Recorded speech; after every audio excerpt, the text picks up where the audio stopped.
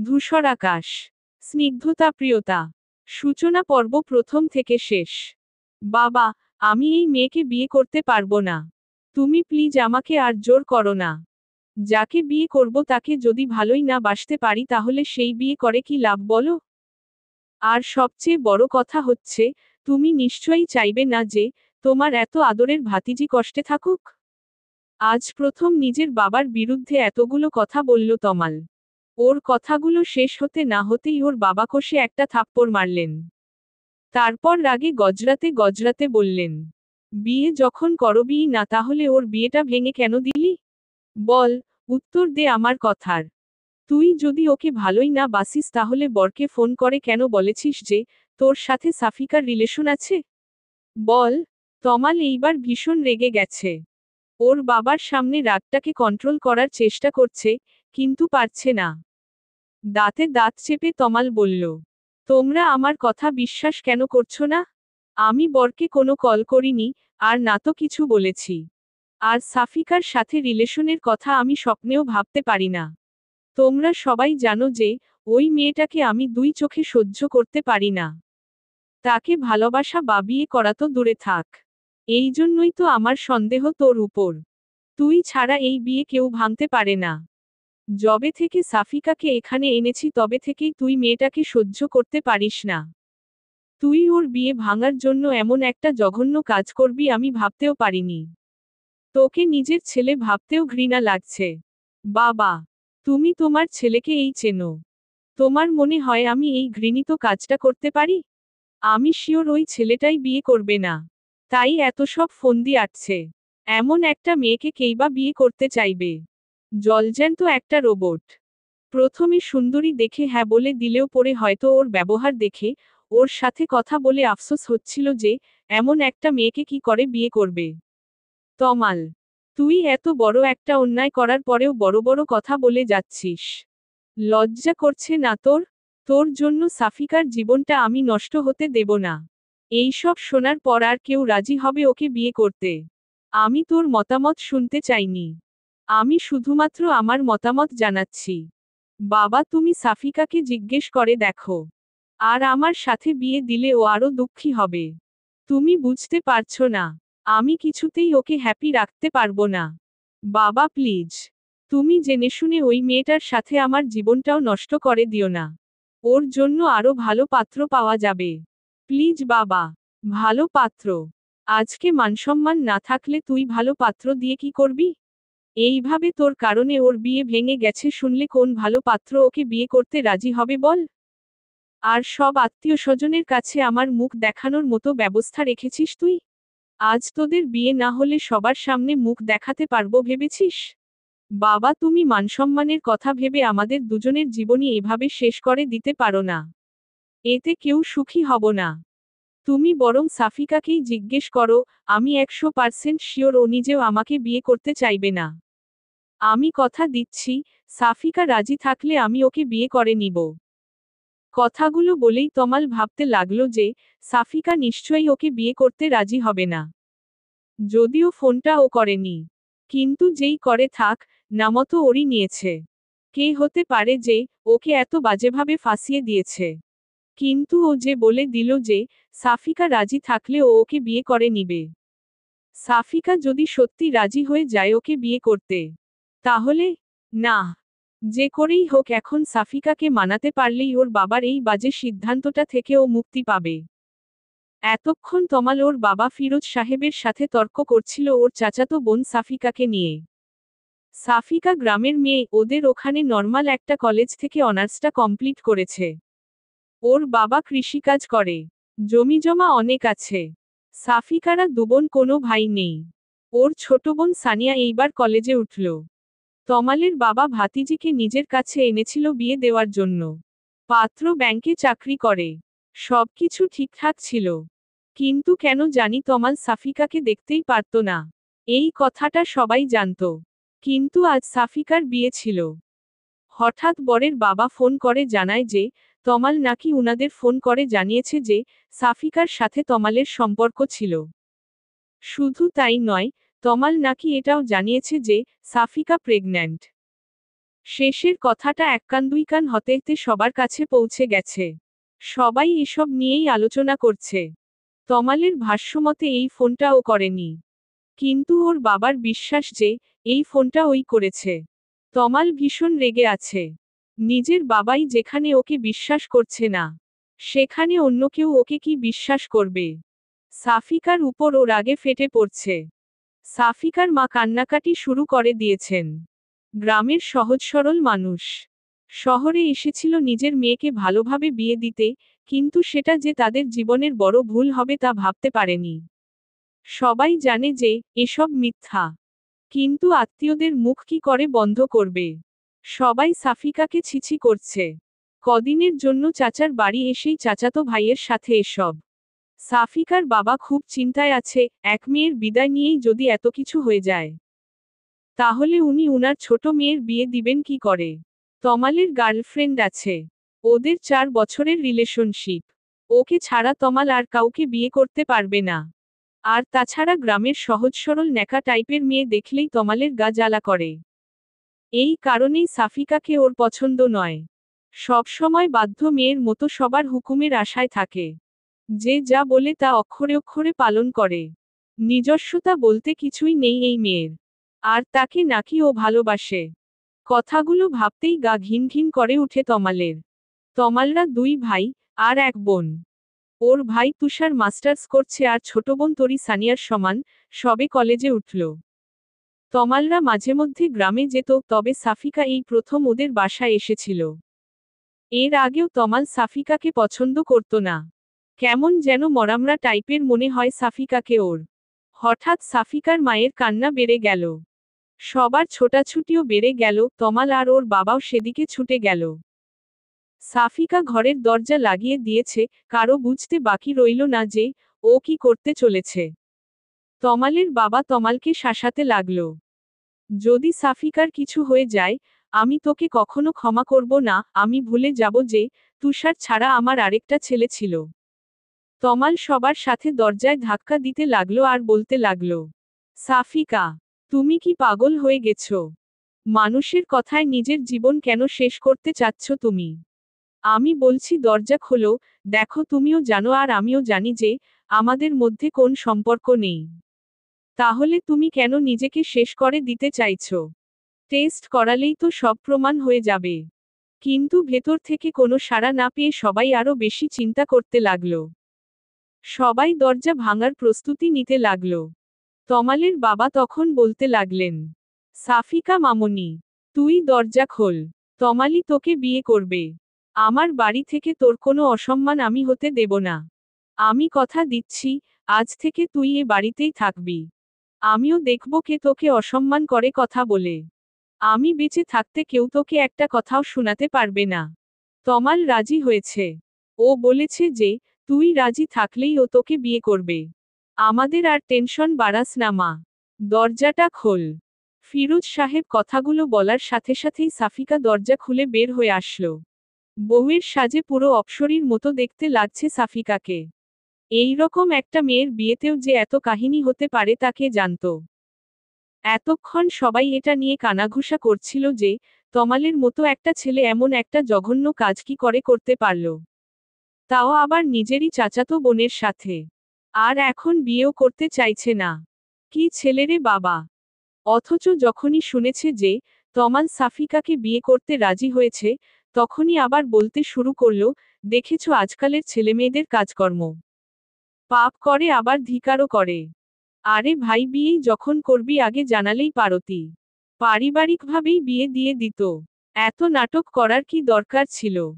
আসলে মানুষের কাজই হচ্ছে অন্যের সমালোচনা করা। কে কেমন তা না জেনেই সবাই মন্তব্য করা শুরু করে। ঘটনাটা আদৌ সত্য কিনা তা যাচাই করার প্রয়োজনও বোধ করে না। সাফিকা বের হতেই ওর মা বাবা ওর কাছে ছুটে গেল। ওর মা কান্না করতে করতে ওকে জড়িয়ে ধরে বলল, মা তুই আমাদের কথা না ভেবেই কি করতে যাচ্ছিলি? তুই যদি এমন করিস আমাদের কি হবে বল? তুই না আমাদের সাহসী কন্যা। আমি জানি মানুষের কথায় তুই এমন কোন কাজ করবি না। আমি কালকেই তোকে গ্রামে নিয়ে যাব। তুই যা চাস তাই হবে। সাফিকা এক ফোঁটা কান্নাও করেনি। বরপক্ষ আসবে না শোনার পর থেকে চুপ হয়ে আছে। একটু আগেই ও যখন দেখল যে ওর জন্য ওর চাচা নিজের ছেলের সাথেই তর্ক করছেন তখন ব্যাপারটা ওর কাছে খুব খারাপ লাগছিল, তাই দরজা বন্ধ করেছিল একটু একা থাকার জন্য। কিন্তু সবাই যে উল্টাপাল্টা ভাববে এটা ওর মাথাতেই আসেনি। ওর মায়ের থেকে নিজেকে ছাড়িয়ে নিয়ে সাফিকা বলল, মা তোমরা কি ভাবছিলে বলো তো? আমি কেন সুইসাইড করব? আমি তো কোনো দোষ করিনি। যে দোষ করেছে শাস্তি তো তার পাওয়ার কথা।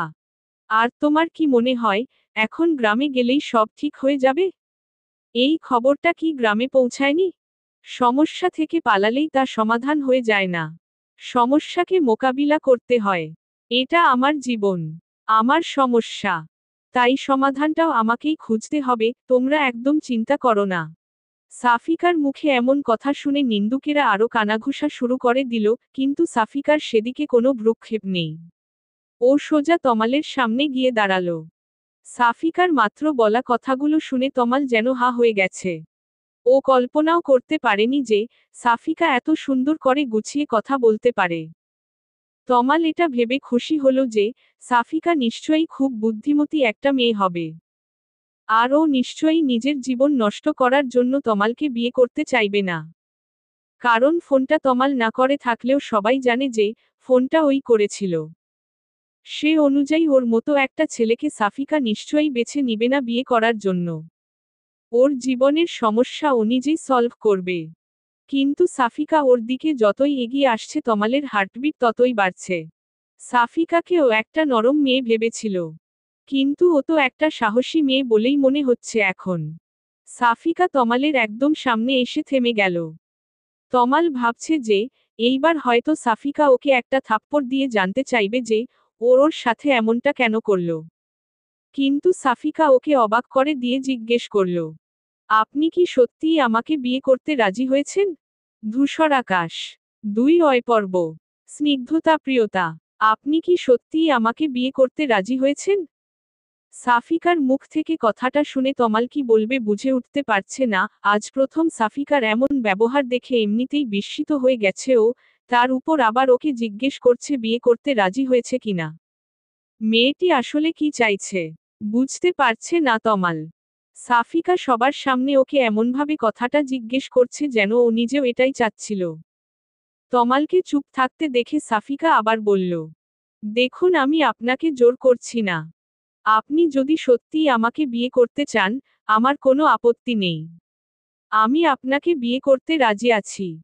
আপনি আরেকটু ভেবেচিন্তে তারপর সিদ্ধান্ত নিন। শুধুমাত্র সবার জোরাজুরিতে আপনি আপনার জীবনের এত বড় কোনো সিদ্ধান্ত নিন এটা আমি চাই না। আমি আবারও জানতে চাইছি, আপনি কি সত্যিই আমাকে বিয়ে করতে চান? তমাল রাগে ফুঁসতে ফুঁসতে বলল, তুমি তো রাজি হবেই। আমার তো মনে হয় যে এসব কিছুর পেছনে তোমারই হাত আছে। 1 মিনিট। সত্যি তো এসব তোমার প্ল্যান নয়? না মানে আমাকে বিয়ে করার জন্য তুমি এসব করনি তো? আমার তো এখন তোমাকেই সন্দেহ হচ্ছে। আমার পুরো পরিবারকে বশ করে নিয়ে আমাকেই তাদের কাছে খারাপ বানাচ্ছ। আপনার বুদ্ধির তারিফ করতে হয় মিস্টার তমাল। আমাকে কি মনে হয় আপনার? আমি কি এতটাই বোকা যে খাল কেটে কুমির আনব? আর আপনাকে বিয়ে করার যদি আমার এতই শখ থাকতো তাহলে কি আমার নিজের বিয়ে ভেঙে এত নাটক করতাম? নিজের আর পরিবারের মানমর্যাদা খুইয়ে এই কাজটা করতে হতো না। বড় আব্বুকে বললেই কাজটা হয়ে যেত। আপনার কি মনে হয় বলুন তো?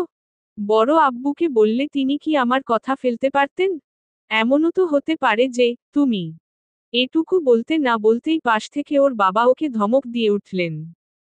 তারপর বললেন, তমাল, তোর কি মাথা খারাপ হয়ে গেছে নাকি? কি সব আবোলতাবোল বলছিস? তুই বলেছিলি যে সাফিকা রাজি হলে তুই ওকে বিয়ে করবি। এইবার তো ওর মতামত শুনলি। আমি আর সময় নষ্ট করতে চাই না। এমন সময় তুষার এসে বলল, বাবা, কিছু মনে না করলে একটা কথা বলতাম। না মানে, ভাইয়া সাফিকাকে পছন্দ করে না, তুমি না হয় জোর করে ওদের বিয়ে দিলে, কিন্তু তারপর? তারপর কি হবে তুমি কি একবারও সেটা ভেবে দেখেছ? ওরা কখনো সুখী হবে না। তাহলে জোর করে এই বিয়ে দেওয়ার কি মানে হয়? আমি বলছিলাম যে ভাইয়াকে কেন জোর করতে হবে, আমি তো আছি। যদি তোমাদের কারোর কোনো অমত না থাকে তো আর সবচেয়ে বড় কথা, সাফিকা রাজি হলে। মাথা নিচু করে কথাগুলো বলা শেষ করেই তুষার সবার মুখের দিকে তাকায়। তমাল যেন আলোর দিশা খুঁজে পায়। কিন্তু ওর বাবার হুঙ্কারে সম্বিত ফিরে পায় দুই ভাই। তোমরা কি ভুলে যাচ্ছ যে তোমাদের বাবা এখনো বেঁচে আছে? আর সে তোমাদের সামনেই আছে। তুষার, তুই এর মাঝে নাক গলাবি না। আর তমাল, ছোট ভাইকে দেখে শিখতে হবে তোর। ওর যেটুকু আত্মসম্মানবোধ আছে তোর সেটুকুও নেই। আমার সিদ্ধান্তই শেষ সিদ্ধান্ত। বেশি কথা না বলে বিয়ের জন্য তৈরি হয়ে যা। তারপর তমাল ওর অনিচ্ছা সত্ত্বেও সাফিকাকে বিয়ে করে নিল। নিজের বাবা আর সাফিকাকে ওর চরম শত্রু মনে হচ্ছিল। আস্তে আস্তে সবকিছু স্বাভাবিক হয়ে গেল। আত্মীয়রা সবাই এক এক করে চলে যেতে লাগলো। সাফিকার পরিবার আর ওর একমাত্র ফুপুর পরিবার রয়ে গেল। বাকি সবাই চলে গেল। রাত 10টার বেশি বেজে গেছে। সাফিকা ওর বোন সানিয়া আর তরির সাথে তমালের রুমে বসে অপেক্ষা করছে। সাফিকা এর মধ্যে বিয়ের শাড়ি পরিবর্তন করে একটা থ্রিপিস পরে নিয়েছে। সানিয়া আর তরি ভয় আছে যে তমাল যে আজ সাফিকাকে আরো কি কথা শোনাবে কে জানে। ওর যে রাগ। তরি তো তমালকে ভীষণ ভয় পায়। ওর সামনে জোরে কথা পর্যন্ত বলে না। অথচ তুষারের সাথে কত ফ্রি। সানিয়া আর সাফিকার সাথেও তুষার অনেক ফ্রিলি কথা বলে। এই কারণে সবাই তুষার ভাইয়া বলতে পাগল। আর তমালের ধারেকাছেও কেউ যায় না ভয়ে। অথচ সেই তমালের জন্যই সাফিকাকে আজ অপেক্ষা করতে হচ্ছে। সাফিকা তরি আর সানিয়াকে উদ্দেশ্য করে বলল, তোরা চলে যা তো এখন। অনেক রাত হয়ে গেছে, গিয়ে শুয়ে পড়। আমিও শুয়ে পড়ি। উনি যখন আসে আসুক। তোদেরকে এত রাত পর্যন্ত কে অপেক্ষা করতে বলেছে বল? আর আমারও ঘুম পাচ্ছে। সানিয়া ওকে উদ্দেশ্য করে বলল, এত কিছুর পরেও তোর ঘুম পাচ্ছে আপু? তমাল ভাইয়া তোর সাথে কেমন ব্যবহার করবে তা ভেবে তোর ভয় লাগছে না? আমার তো ভয় আত্মা শুকিয়ে যাচ্ছে। তোকে একা ফেলে যেতেই মন চাচ্ছে না। আচ্ছা আপু, তুষার ভাইয়াকে বড় আব্বু মানা কেন করলো? তুষার ভাইয়ার সাথে তোর বিয়ে হলে কত ভালো হতো বল। সানিয়া কথাটা বলতে না বলতেই তমাল রুমে ঢুকতে ঢুকতে বলল, তোমার বড় আব্বুর আমার মাথা খারাপ না করলে যে চলছিল না। সে তো আমার জীবনটা তছনছ করার জন্য উঠেপড়ে লেগেছে, আর সাথে তোমার আপুও। তোমরাও লেগে যাও আমার পেছনে। দেখো আর কি নষ্ট করার আছে আমার জীবনে। সানিয়া তো ভয়ে চুপসে গেল। চুপচাপ ঘর থেকে বের হয়ে গেল। তরি যাওয়ার আগে কিছুটা সাহস নিয়ে তমালকে বলল, ভাইয়া প্লিজ সাফিকা আপুকে বকাবকি করো না। এখানে আপুর তো কোনো দোষ নেই। আমি জানি না বাবা এমন সিদ্ধান্ত কেন নিলেন। যাই হোক না কেন সাফিকা আপুকে কষ্ট দিবে না একদম। তাহলে কিন্তু ভালো হবে না। কথাগুলো বলেই তরি ওখান থেকে চলে গেল। তমাল কি বলবে না বলবে বুঝতে পারছিল না। ও কিছু বলার আগেই তরি আর সানিয়া রুম থেকে বের হয়ে গেল। তমাল বিছানার দিকে তাকাতেই দেখতে পেল যে সাফিকা সুন্দর করে ওর বিছানাটা দখল করে শুয়ে আছে। চোখ বন্ধ করে থাকলেও তমাল জানে যে সাফিকা এখনো ঘুমায়নি। তাই ওকে উদ্দেশ্য করে ব্যঙ্গাত্মক সুরে বলল, তোমাকে আমি সহজ সরল একটা মেয়ে ভাবতাম। কিন্তু বিশ্বাস করো, তোমার মতো বেহা মেয়ে আমি মনে হয় জীবনে দুটি দেখিনি। আমার লাইফটা নষ্ট করে দিয়ে আমারই বিছানা দখল করে শুয়ে আছে এই মেয়ে। এই, তোমার লাজলজ্জা বলতে কিছু নেই? এত বেহা কেন তুমি? সাফিকা চোখটা খুলে তমালের দিকে তাকিয়ে স্বাভাবিকভাবেই বলল, দরজাটা লাগিয়ে দিয়েছেন কি? না হলে দেখা যাবে কে কখন রুমে ঢুকে পড়েছে। এখন তো এটা আর আপনার একার রুম নয়। এটা আজ থেকে আমারও রুম। বিয়ে করেছি আপনাকে, আপনার রুমটা তো আজ থেকে আমারও। সো নিজের রুমে ঘুমাবো না তো কি এখন অন্য কোথাও গিয়ে ঘুমাবো নাকি? লাইটটা অফ করে দিয়ে শুয়ে পড়ুন। লাইট ঝালানো থাকলে আমার ঘুম আসতে চায় না। তমাল নিজের রাগটাকে আর কন্ট্রোল করতে পারছে না। সাফিকার দিকে এগিয়ে গিয়ে সাফিকার হাত ধরে টানতে লাগলো আর বলতে লাগলো, এক্ষুনি আমার রুম থেকে বের হয়ে যাবে। তোমার যেখানে খুশি থাকো গিয়ে, আমার রুমে তোমার কোনো জায়গা নেই। তোমার মতো একটা নির্লজ্জ মেয়ের সাথে আমি থাকতে পারবো না, এক বিছানায় তো দূরে থাক। তোমার সাথে আমি এক রুমেও থাকতে পারবো না।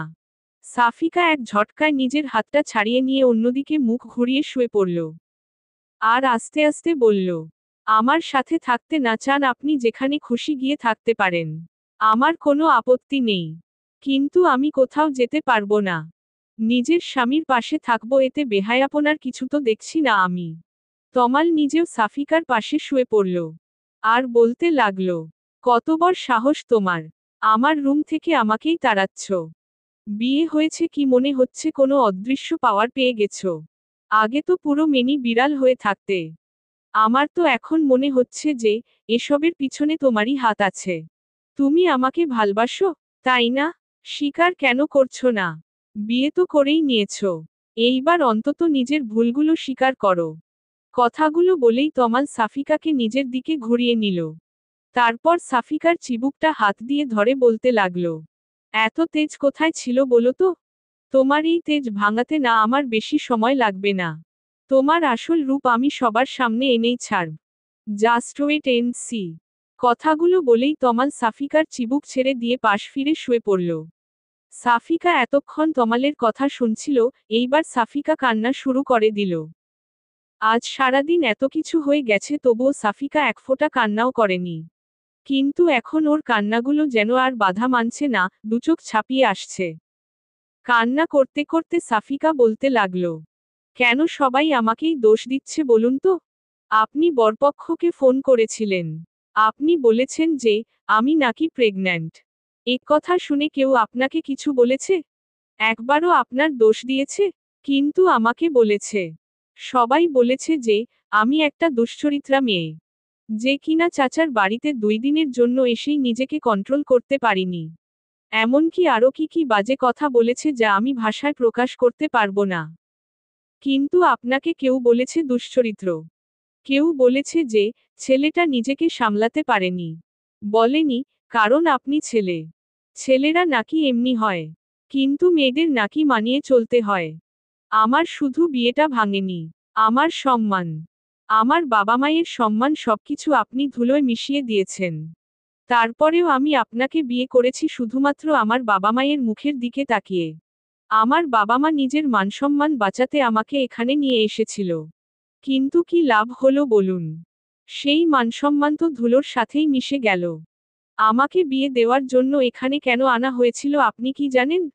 তমাল এতক্ষণ সাফিকার কান্না করা দেখছিল আর মনোযোগ দিয়ে ওর কথাগুলো শুনছিল। মেয়েটা নিজের সব দুঃখ কষ্ট চেপে রেখে তমালকে বিয়ে করেছে। অথচ তমাল সেই তখন থেকে ওকেই দোষ দিয়ে যাচ্ছে। কিন্তু তমাল ফোন করেনি।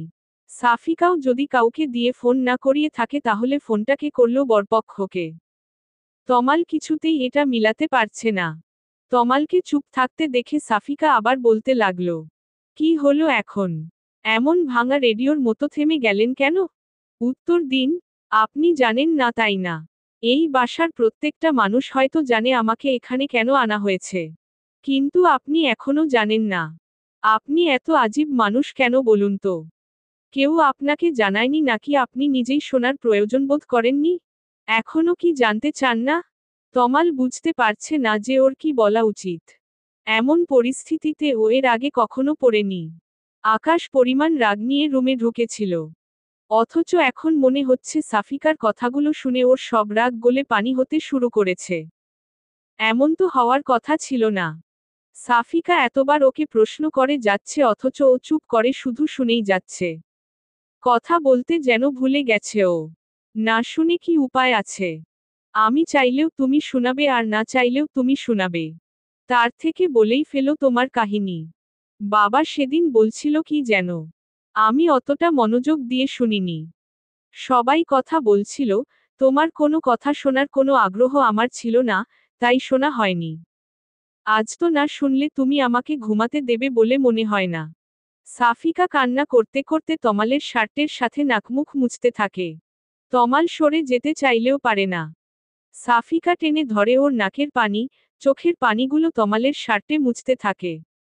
তমাল নাক ছিটকায় তবে সরতে পারে না।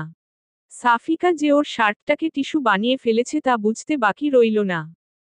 সাফিকার ক্ষণে রং পাল্টাতে দেখে তমাল নিজেও হতবাক হয়ে গেছে, মেয়েদের কান্নাকে হয়তো এই কারণেই মায়াকান্না বলে। তমালের মতো মানুষও ওর ন্যাকা কান্নার কাছে হেরে গেছে। ধূসর আকাশ। 3 পর্ব। স্নিগ্ধতা প্রিয়তা। আমাদের গ্রামেও একজন আমার বিয়ে ভেঙে দিচ্ছিল শুধু। আমাদের গ্রামের চেয়ারম্যানের ছেলে। সে আমার বাড়িতে বিয়ের জন্য প্রস্তাবও পাঠিয়েছিল। কিন্তু এসএসসি পাস একটা ছেলের সাথে অনার্স পাশ করা একটা মেয়ের বিয়ে কি কোনো বাবা মা দিতে চায়? আর ওই ছেলেটাকে আমার একদম পছন্দ নয়। সারাদিন রাত আড্ডা নিয়ে থাকে আর বাপের টাকায় ফুটানি। ওমন ছেলেকে আমি কেন?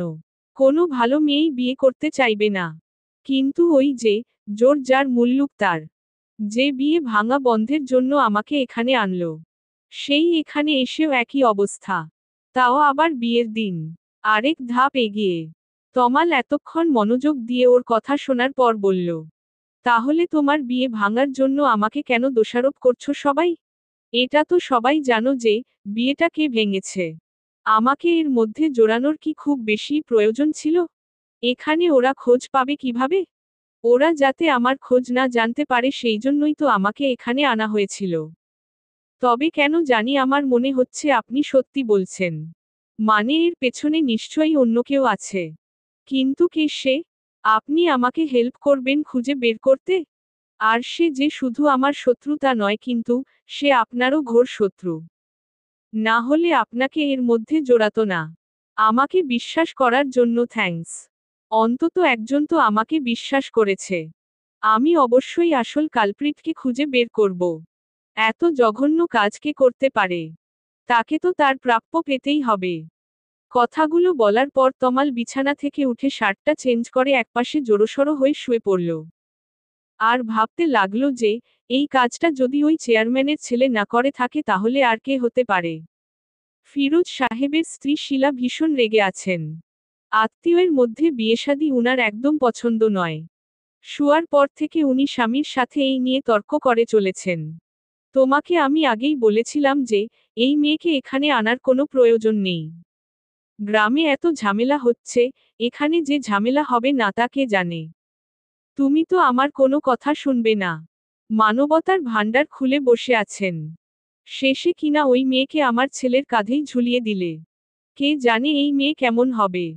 পুরো সংসারটা ধ্বংস করে না দেয়। ফিরোজ সাহেবের কথা বলার আর মন মানসিকতা নেই। তিনি নিজেও বুঝতে পারেনি এত কিছু হয়ে যাবে। সবার মুখ বন্ধ করার জন্য হলেও এই বিয়েটা দেওয়া উচিত ছিল।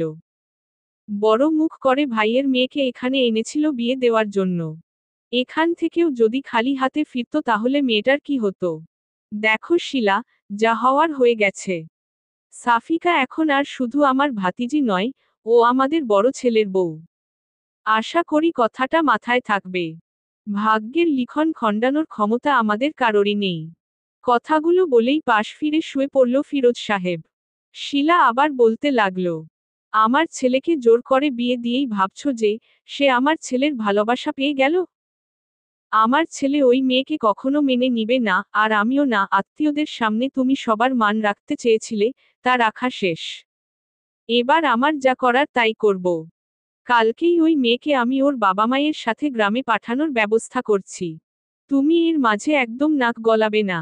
আমি ওই মেয়েকে কিছুতেই নিজের বৌমা হিসেবে মানি না। আর আমার ছেলের উপরেও আমার পুরো বিশ্বাস আছে, ও নিজেও এই মেয়েকে নিয়ে সংসার করতে পারবে না।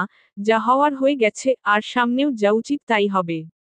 ফিরোজ সাহেব নিজের স্ত্রীকে ধমক দিয়ে বললেন, তোমার মাথা কি খারাপ হয়ে গেছে? কি আবোলতাবোল বলছো? একটা পবিত্র সম্পর্ক শুরু না হতেই তুমি শেষ করে দেওয়ার কথা ভাবছো কি করে? তুমি কি মানুষ? আমার ছেলেকে আমি ভালো করেই চিনি। ও এমন কিছুই চাইবে না। আর না তো আমি এমন কিছু হতে দেব। সাফিকা এই বাড়িতেই থাকবে। কোথাও যাবে না। আশা করি কাল এই নিয়ে আর কোনো ঝামেলা করবে না, এর ফল কিন্তু ভালো হবে না। শিলা আরও কিছুক্ষণ বকবক করে থেমে গেলেন।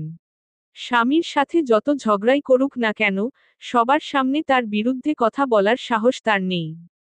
আর তার কথা ফিরোজ সাহেব শুনবে না জেনেও এতক্ষণ তর্ক করল। তার ক্ষমতা থাকলে তো এই বিয়েটা হতেই দিত না।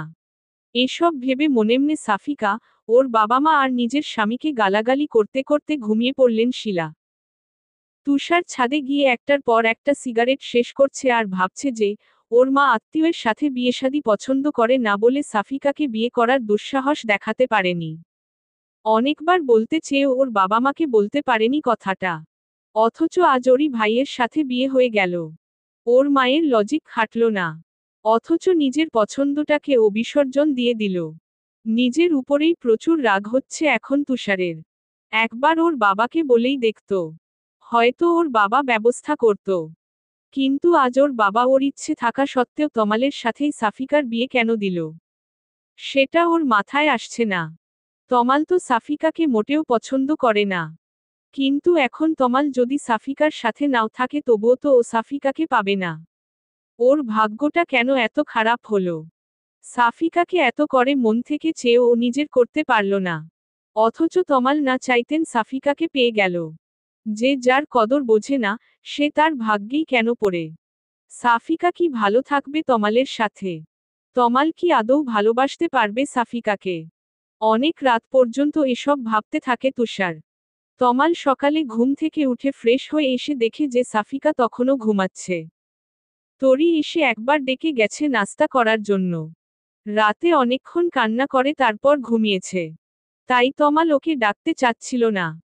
কিন্তু আবার সানিয়া ডাকতে এসেছে, তাই অনিচ্ছা সত্ত্বেও তমাল সাফিকাকে আস্তে আস্তে ডাকতে লাগল। সাফিকার সেদিকে যেন কোনো খেয়াল নেই যে কেউ একজন ওকে ডাকছে। হঠাৎ চোখ খুলেই তমালকে দেখতে পেয়ে লাফ দিয়ে ওঠে সাফিকা। তারপর চোখ কচলাতে কচলাতে বলতে থাকে, আপনি এখানে? ওহ সরি, আসলে ঘুম থেকে উঠে বলেই গিয়েছিলাম যে কাল আমার বিয়ে হয়েছে। তমাল রুম থেকে বের হওয়ার সময় বলতে লাগল, ভাগ্যি সেটা ভুলে যাওনি যে কার সাথে বিয়ে হয়েছে। কিছু বললেন মনে হয়? না, বললাম যে ফ্রেশ হয়ে তাড়াতাড়ি চলে আসো, আর যেন কাউকে পাঠাতে না হয়। বাথরুমে ঢুকেই সাফিকার মনে পড়ল যে ওর সবকিছু তো তরির রুমে। সানিয়া, তরি আর ও এই কয়দিন একসাথেই থাকতো। তারপর ওই রুম থেকে বের হয়ে সাফিকা তরির রুমে চলে গেল। তমাল ডাইনিং টেবিলে গিয়ে দেখল যে ওর ফুপুরা সবাই নাস্তা করতে বসেছে। বাড়ির বড়রা সবাই বসেছে, কিন্তু ওর মা আসেনি। তার নাকি মাথা ব্যথা করছে।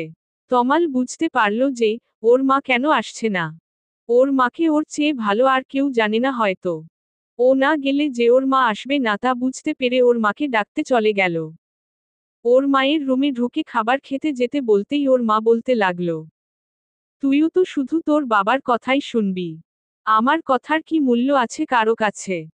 তোর বিয়ে নিয়ে আমার কত স্বপ্ন ছিল, সব শেষ করে দিলি তোরা। এখন আমাকে কেন লাগবে?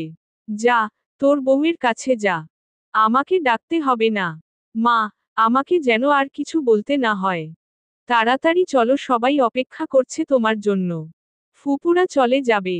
নাটক বাদ দিয়ে চলো। শিলা বিছানা থেকে উঠে বলল, আমি যাচ্ছি, তবে ওই মেয়ে যেন আমার সামনে না আসে। ওই মেয়ের সাথে আমি এক বাড়িতে থাকতে পারবো না, ও যেন ওর বাবা মায়ের সাথে আজকে চলে যায়। তখন ফিরোজ সাহেব এসে বললেন, সাফিকা কোথাও যাবে না। তমাল যেখানে থাকবে, সাফিকাও সেখানে থাকবে। তুমি যদি সাফিকাকে এই বাড়িতে না রাখতে চাও তাহলে তমালও থাকবে না। আমি ওদের বাসা ঠিক করে দেব। দেখেছি শত তোর বাবার কথা। নিজের ভাতিজির জন্য এখনই আমাকে তোর থেকে আলাদা করে দিতে চাইছে। আমি কিন্তু, মা, বাবা, তোমরা থামবে একটু। এখন এসব বলার সময় নয়। যা হওয়ার হয়ে গেছে। ধীরে সুস্থে বসে এসব নিয়ে আলোচনা করে সিদ্ধান্ত নেওয়া যাবে। এবার চলো। কথাগুলো বলে রুম থেকে বের হতেই দেখতে পেল যে সাফিকা দরজার সামনে দাঁড়িয়ে আছে। ওর চোখ থেকে টপটপ করে পানি পড়ছে। তমালকে দেখে বলল, আপনাদের ডাকতে এসেছিলাম। আসলে মা একটু শক পেয়েছে, এমন আচমকা এত কিছু হয়ে গেল। তুমি কিছু মনে করো না, চলো নাস্তা করে নাও। আসলে আমার খেতে ইচ্ছে হচ্ছে না। আপনারা খেয়ে নিন। আমার ক্ষুধা লাগলে খেয়ে নিব। বলেই ওখান থেকে দৌড়ে তরির রুমে চলে গেল সাফিকা। তমাল ওর পিছনে গিয়ে বলতে লাগল, তোমরা কি শুরু করলে বলো তো? সবাই কি আমাকেই পেয়েছো জ্বালানোর জন্য? আমাকেও একটু বোঝার চেষ্টা করো। আমার মনের উপর দিয়ে কি ঝড় যাচ্ছে তা কাকে বোঝাবো? সবাই তো নিজেকে নিয়েই ব্যস্ত। তমালের কথা শুনে সাফিকা দৌড়ে গিয়ে ওকে জড়িয়ে ধরল, তারপর বলতে লাগল, আপনার স্ত্রী হিসেবে না হোক, অন্তত কাজিন হিসেবে হলেও আমাকে আপাতত এখানে থাকতে দিন প্লিজ। আমি এখন ওই গ্রামে যেতে পারবো না। ওখানে গেলেই ওই রিমনের অত্যাচার। আমি বাড়ি থেকে বের পর্যন্ত হতে পারি না। আর এখন তো আরো বেশি করে আমার পিছনে লাগবে। বলবে যে, বাইরে এসেও আমার বিয়ে হলো না। তমাল এমনিতেই অনেক চিন্তায় আছে। তারপর আবার ওর মায়ের নতুন ঝামেলা। ওর গার্লফ্রেন্ড রিয়াকে ব্যাপারটা কি করে বুঝাবে সে চিন্তায়ও অস্থির। আর এদিকে সাফিকা আর ওর মায়ের ঝামেলা। রিয়াকে ছাড়া ও অন্য কোনো মেয়ের কথা স্বপ্নেও ভাবতে পারে না। এখন এইসব সামলাবে নাকি রিয়াকে? সাফিকাকে নিজের থেকে ছাড়িয়ে নিয়ে তমাল বলল, দেখো সাফিকা, এইসব ন্যাকা কান্না আমার কাছে করবে না। চুপচাপ খেতে চলো। এসব মায়াকান্না আমার কাছে চলবে না। রাতে অনেক কেঁদেছ, কিছু বলিনি। আর কিন্তু এসব চলবে না। এখানে থাকতে চাইলে আমার কথা মেনে থাকতে হবে। সাফিকা চোখ মুছে বলল, আমি পারবো। এখানে থাকার জন্যই তো এতদিন আমি চুপচাপ ছিলাম। আবার না হয় সেই রোবট হয়ে যাব। যে যা বলবেন তাই শুনব। চাচি যেভাবে বলবে আমি সেভাবেই থাকব। অন্তত যে পর্যন্ত ওখানে সব ঠিকঠাক না হয় সে পর্যন্ত আমাকে থাকতে দিলেই হবে। রিমন ৫-৬ বছরের মতো বিদেশে ছিল বলেই আমি শান্তিতে ছিলাম। কয়েক মাস হলো দেশে এসেছে। তাতেই আমার জীবনের খুশিগুলো শেষ হয়ে গেছে। ওই ছেলে থাকতে আমি আর গ্রামে যাচ্ছি না। আবার হয়তো বিদেশ চলে যাবে। তখন আমি আবার গ্রামে চলে যাব। কথা দিচ্ছি। আর আমি কখনো আমাকে ভালোবাসার জন্য আপনাকে জোর করব না। আপনি মন থেকে কোনোদিন ভালবাসলে তবেই। Excuse me. দিবাস্বপ্ন দেখা বাদ দাও। থাকতে দিয়েছি বলে অন্য কিছু ভাবার দরকার নেই। ফালতু কথা শোনার সময় আমার নেই। চুপচাপ খেতে চলো। কথাগুলো বলে তমাল সাফিকার মুখের দিকে তাকাতেই দেখতে পেল যে, সাফিকার মুখটা বিষাদে ছেয়ে গেছে। ও হয়তো একটু বেশিই বলে দিয়েছে। কিন্তু ও যে প্রেসারের মধ্যে আছে তাতে চাইলেও ভালো করে কথা বলতে পারছে না। সাফিকার কি করবে আর রিয়ারি বা কি করবে ও কিছুই বুঝতে পারছে না। একদিকে নিজের ভালোবাসা, আর অন্যদিকে নিজের দায়িত্ব। যার এখন কোনো একজনের সাপোর্ট দরকার। আর সেই একজন ওকেই হতে হবে। না হলে মেয়েটা ভেঙে টুকরো হয়ে যাবে। কোন দিকে যাবে তমাল? ধূসর আকাশ। ৪র্থ পর্ব। স্নিগ্ধতা প্রিয়তা। সাফিকার বাবা মা চলে যাবে জন্য ওর মনটা খুব খারাপ। ও সবার সাথে বসে গল্প করছে। একটু পরেই চলে যাবে উনারা। তরি দেখল যে তমাল ওর রুমেই আছে, ও রুমে ঢুকতে ঢুকতে তমালকে উদ্দেশ্য করে বলল, ভাইয়া আসবো? তোমার সাথে তো কথাই বলা যায় না। ভয় লাগে, কিন্তু আজকে তোমাকে কিছু কথা বলতে চাই। দেখো আমি কিন্তু আর সেই ছোট্ট তরি নেই, বড় হয়ে গেছি। আমি এখন কলেজে পড়ি, তাই আমার কথাগুলো তোমাকে শুনতেই হবে। নিজের ছোট বোনের মুখে এমন কথা শুনে তমাল হেসে দেয়। তারপর বলতে থাকে, তা আমার ছোট্ট বোনটা আমাকে ভয় পেতে শুরু করলো কবে থেকে তাই তো বুঝতে পারছি না। সে আবার কলেজে উঠে বড়ও হয়ে গেছে। তা আমার বুড়ি দাদিটা আমাকে কি উপদেশ দিতে এসেছে শুনি। তরি নিজের ভাইয়ের পাশে বসে বলল, দেখো ভাইয়া, তোমাকে আগেও বলেছি যে, আমাকে বুড়ি দাদি বলবে না। আমি কি বুড়ি নাকি? আর আমি যেটা বলতে এসেছি সেটা শোনো। চাচিরা আজ চলে যাবে অথচ সাফিকা আপু একটু কান্না করবে না, দেখো। কিন্তু চাচিরা যেতে না যেতেই সবার আড়ালে গিয়ে ইচ্ছেমতো কান্নাকাটি করবে। নিজেকে যতই স্ট্রং দেখানোর চেষ্টা করুক না কেন আমার চোখকে ফাঁকি দিতে পারেনি। আমি ঘুমিয়ে যাওয়ার পর হঠাৎ জেগে গেলে মাঝেমধ্যে দেখতাম যে সাফিকা আপু বেকনিতে দাঁড়িয়ে কান্না করছে। নয়তো চুপচাপ দাঁড়িয়ে আছে। সানিয়া আর চাচা চাচিকে ছাড়া থাকতে ওর ভীষণ কষ্ট হতো। তারপরেও থাকতো একমাত্র ওই রিমনের অত্যাচার থেকে বাঁচার জন্য। এখন তো একেবারে এখানেই থাকবে। জানি না আর কত কাঁদতে হবে আপুকে। তার উপর তুমি সকালেও কি পরিমাণ বকাবকি করলে দেখলাম। তুমি যাওয়ার পরেই বাথরুমে গিয়ে কিছুক্ষণ কান্না করে তারপর হাসিমুখে খেতে গেল। আমি সব খেয়াল করি। এতগুলো কথা একেবারে বলে হাঁপিয়ে উঠে তরি। তারপর তমালের প্রতিক্রিয়া দেখার জন্য ওর দিকে তাকায়। তমাল চুপচাপ ওর কথা শুনল দেখে ওর ভালো লাগছে, আর এই প্রথম সাফিকার জন্য ও তমালকে এতগুলো কথা বলল। তরির মুখে এমন বড় মানুষের মতো কথা শুনে তমাল বুঝতে পারল যে, তার সেই ছোট্ট তরিটা আজ সত্যিই অনেক বড় হয়ে গেছে। আচ্ছা তরিকে বিয়ে দিলেও কি এইভাবে ওর শ্বশুরবাড়ি রেখে চলে আসতে হবে? ভাবতেই বুকের মধ্যে চিনচিনে একটা ব্যথা অনুভব হয় তমালের। তার মানে সাফিকার বাবা মায়েরও অনেক কষ্ট হচ্ছে সাফিকাকে রেখে যেতে। আর সাফিকা, কথাটা ভাবতেই মেয়েটার জন্য এক অজানা টান অনুভব করতে থাকে তমাল। এটাই কি পবিত্র সেই বন্ধন? তিন কবুলের মাধ্যমে যে বন্ধন গড়ে ওঠে। কথাটা ভাবতেই নিজেকে বড্ড অপরাধী মনে হতে থাকে তমালের। নিজের বাবার অনুরোধে এটাও কি করে বসল? একটা মেয়ের স্বপ্ন নিয়ে খেলার কোনো অধিকার ওর নেই। সেখানে ও দুটো মেয়ের জীবন নিয়ে খেলছে। এই গোলকধাঁধা থেকে আজ ওকে বের হতেই হবে। নইলে ও নিজেকে কখনো ক্ষমা করতে পারবে না। আচ্ছা, তরির সাথে যদি এমনটা ঘটত, ভাবতেই ওর পুরো শরীর কেঁপে ওঠে। তরি নিজের ভাইয়ের কোনো উত্তর না পেয়ে রুম থেকে চলে যেতে যেতে বলল, আমার আগেই বোঝা উচিত ছিল যে, তোমাকে কোনো কথা বলা আর পাহাড়ের সামনে দাঁড়িয়ে কথা বলা একই ব্যাপার। কোনো উত্তর পাওয়া যাবে না। আমাকে কোনো ধমক দাওনি, এটাই তো অনেক। পরের কথাগুলো আস্তে আস্তে বলল যেন তমাল শুনতে না পায়। তরি চলে যাওয়ার পরেও তরির বলা কথাগুলো তমালের কানে রেকর্ডের মতো বাজতে লাগলো। আর সাফিকার মনের অবস্থাটা বোঝার চেষ্টা করল। সাফিকার বাবা মা আর সানিয়া আজকে ট্রেনেই গ্রামে চলে যাবে। কলিজার টুকরা মেয়েটাকে এভাবে ফেলে রেখে যেতে তাদের কারোরই মন টানছে না। কিন্তু এটাই তো নিয়ম। বিয়ের পর স্বামীর ঘরটাই তো মেয়েদের আসল জায়গা, আর তাছাড়া এখানে সবাই সাফিকার আপন। তারপরেও সানিয়া আর ওর মা অনেক কান্না করছে। কিন্তু সাফিকা পাথরের মতো শক্ত হয়ে আছে। ওর বাবা মায়ের সামনে ও নিজেই যদি কান্নাকাটি শুরু করে দেয় তাহলে উনারা ভালো থাকতে পারবে না। সাফিকার কান্নায় পরিপূর্ণ মুখটাই উনাদের চোখে ভাসবে। তাই সাফিকার কান্নাগুলো মিথ্যা হাসির আড়ালে লুকিয়ে রেখেছে। কান্না পেলে সেই কান্নাটাকে আটকে রাখাটা যে কি পরিমাণ কষ্টের তা সাফিকা ভালোভাবে বুঝতে পারছে। সাফিকার বাবা তমালের হাতের উপরে সাফিকার হাত দিয়ে বললেন, মেয়েকে বিয়ের সময় জামাইয়ের হাতে তুলে দিতে হয়। কিন্তু আমি আজ দিচ্ছি। শুধু মেয়েজামাই নয়, আমার নিজের ছেলে হিসেবে আমি আমার কলিজার টুকরাটাকে রেখে যাচ্ছি। ও এর আগে বাইরে কখনো থাকেনি। বাইরের জীবন সম্পর্কে ওর ধারণা নেই রে বাবা। এই কয়দিন তোদের এখানে এসেছে তাই রোজ ফোন করে কান্নাকাটি করত। আর এখন তো সারা জীবনের জন্য রেখে যাচ্ছি। মেয়েকে বিদায় দেওয়ার সময় যে একটা বাবার কি পরিমাণ কষ্ট হয় তা তুই নিজে যখন বাবা হবি তখন বুঝতে পারবি। নিজের বাবাকে থামিয়ে দিয়ে সাফিকা বলল, বাবা, তুমি এসব কি বলছো? আমি কোথায় কান্নাকাটি করেছি? তোমরাই তো সবাই কান্নাকাটি করে জোয়ার বইয়ে দিয়েছ। আর শোনো, আমি এখন সেই ছোট্ট সাফিকা নেই যে, কোথাও গেলে বাবা বাবা বলে কান্না শুরু করব।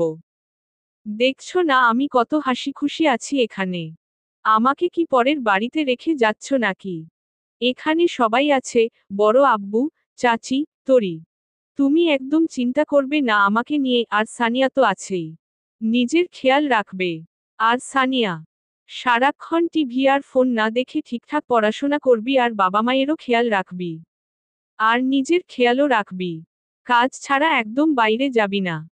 আর মা, তুমি নিজেও ঠিকঠাক ওষুধ খাবে আর বাবাকেও খাওয়াবে, খাওয়া দাওয়া ঠিকমতো করবে। একদম অনিয়ম করবে না। সাফিকার বাবা মায়ের সাথে কথা বলার সময়ও খেয়াল করল যে, ওর হাত এখনো তমালের মুঠির মধ্যেই আছে। তাড়াতাড়ি নিজের হাত ছাড়াতে গেলে তমাল তা আরো শক্ত করে চেপে ধরে। সাফিকা তমালকে বুঝতে পারছে না। এই ভালো ব্যবহার করছে আবার এই খারাপ ব্যবহার করছে। তমালের কোনটা আসল ব্যবহার আর কোনটা নকল তা বুঝতে পারছে না সাফিকা। সবাই যে বলতো, বিয়ে হলেই নাকি স্বামী স্ত্রীর মধ্যে একটা অদৃশ্য মায়ার বন্ধন সৃষ্টি হয়ে যায়। তাহলে ওদের মধ্যে সেই বন্ধনটা কেন তৈরি হচ্ছে না এখনো? নাকি সম্পর্ক আসলেই এত সহজ নয়? নাকি আরো সময় লাগবে? কিন্তু সকালে তমাল তো বলেছিল যে, সে নাকি সাফিকাকে ভালোবাসতে পারবে না। তার মানে কি সেটাই সত্যি? ওর চাচার অনুরোধে শুধু বিয়ে করেছে তমাল ওকে। তার মানে তমাল ওকে সত্যিই কোনোদিন ভালোবাসবে না। কথাগুলো ভাবতেই মনের মধ্যে কল্পনার আকাশে মেঘ জমতে শুরু করে। ও আর কখনো তমালকে বিরক্ত করবে না। ও তমালকে এই বন্দিত্ব থেকে মুক্তি দিয়ে দিবে। সাফিকার বাবা মা চলে যেতেই সাফিকা তমালের হাত থেকে নিজের হাত ছাড়িয়ে নিয়ে তমালের রুমে চলে গেল। তরি ওর রুম থেকে সাফিকার সব জিনিস দিয়ে গেছে তমালের রুমে। সাফিকা এখনো জানে না যে, তমাল অন্য একটা মেয়ের জন্য ওর সাথে এমন ব্যবহার করছে। সাফিকা চলে যেতেই তমালের খেয়াল হয় যে ও এতক্ষণ সাফিকার হাত শক্ত করে ধরে রেখেছিল। কিন্তু কেন ধরেছিল তাও নিজেও জানে না। হঠাৎ ওর তরির বলা কথাগুলো মনে পড়তেই দৌড়ে রুমে চলে যায়। সাফিকা মাথা নিচু করে বসেছিল। তমাল আস্তে আস্তে ওর সামনে গিয়ে বলতে লাগলো, চাচা চাচি চলে গিয়েছে তো কি হয়েছে? আমরা তো আছি নাকি? আমাদের উপরে বিশ্বাস নেই? আমি আমার কথা রেখেছি। তোমাকে গ্রামে পাঠাইনি। এইবার তোমার পালা, একদম কান্নাকাটি করা যাবে না। কি হলো? বললাম না কান্নাকাটি করা যাবে না। কান্নাকাটি আমার একদম সহ্য হয় না। তমালের কথাগুলো শুনেই সাফিকা অবাক হয়ে মাথা তুলে তাকায়। সাফিকার থেকে তমাল বেশি অবাক হয়। তুমি কান্না করছো না? আমি তো ভেবেছিলাম যে, সবাই চলে গেছে জন্য তুমি রুমে এসে কান্নাকাটি। নিজের ব্যবহারে নিজেই লজ্জা পায় তমাল। সব দোষ ওই তরির। সাফিকা মৃদু হেসে তমালকে বলতে থাকে, আমি বলেছি না, আমি অতটাও ছিচকাদুনে নই। আপনি কি ভেবেছিলেন বলুন তো? যে, মেয়া কান্না করছে। একটু সান্ত্বনা দিয়ে আসি। তাই না? থ্যাঙ্কস আমাকে থাকতে দেওয়ার জন্য। আর সরি ফর ডিস্টার্বিং। তমাল সাফিকার চোখে মুখে কষ্টের ছাপ স্পষ্ট দেখতে পাচ্ছে। অথচ মুখে বড় বড় বুলি আওড়াচ্ছে। তরি ঠিকই বলেছিল। তমাল আস্তে করে সাফিকার পাশে বসতেই সাফিকা নিজেকে গুটিয়ে নেয় একপাশে। ওর এমন ব্যবহার দেখে তমাল বলতে থাকে, ভয় পাচ্ছ আমাকে? দেখো সকালে কথাগুলো ওইভাবে বলতে চাইনি, কিন্তু চারপাশের প্রেসারে মাথা ঠিক ছিল না, প্লিজ কিছু মনে করো না। ক্ষমা তো আমার চাওয়া উচিত। যা প্রাপ্য তার থেকে খুব বেশি এক্সপেক্ট করে ফেলেছিলাম। সত্যিটা বলার জন্য থ্যাঙ্কস। না হলে আমি হয়তো আরো বেশি স্বপ্ন বুনতে থাকতাম। আমি তোমাকে একটা কথা বলতে চাই। তমাল আসলে রিয়ার কথাটা ওকে জানিয়ে দিতে চাচ্ছে। যেন সাফিকা বুঝতে পারে যে, কেন ও সাফিকাকে আপন করে নিতে পারছে না। বিয়ে যখন করেছে সত্যিটা তো জানাতেই হবে। আমাকে আর কিছু বলতে হবে না। আমি জানি আপনি কি বলতে চাইছেন। চিন্তা করবেন না, আমি আপনাকে আর কখনো বিরক্ত করব না। আমাকে থাকতে দিয়েছেন এটাই আমার জন্য অনেক। আমি কথা দিচ্ছি, চলে যাওয়ার সময় আপনি যা চাচ্ছেন তা পেয়ে যাবেন। সাফিকার কথায় তমাল চমক ভেঙে বলল, কিসের যাওয়ার কথা বলছো তুমি? আর আমি কি চাচ্ছি? কি দেবে তুমি আমাকে? এসব কি বলছো তুমি আবোলতাবোল? আবোলতাবোল কেন বলবো? জোর করে আর যাই হোক না কেন কোনো মিথ্যা সম্পর্ক টিকিয়ে রাখা যায় না।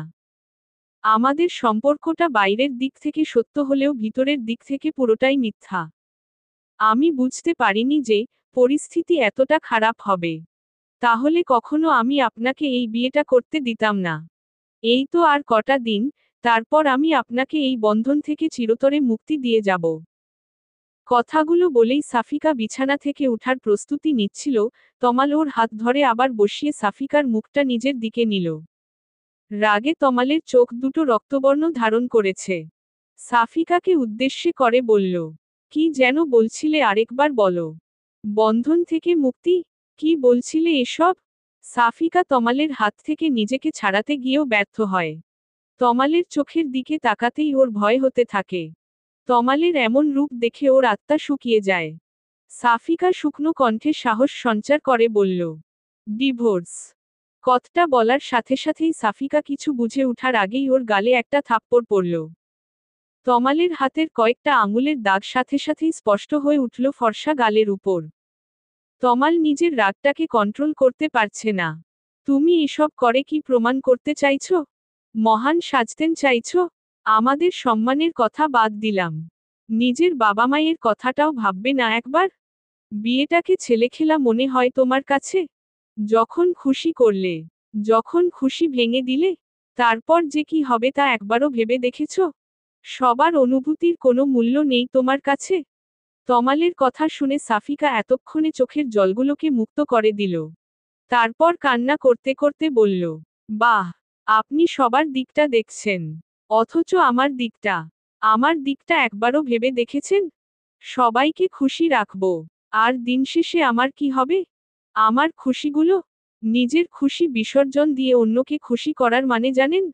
সবাইকে ধোঁকা দেওয়া। যেদিন তারা সত্যিটা জানতে পারবে সেদিন তারা কি নিজেদের ক্ষমা করতে পারবে?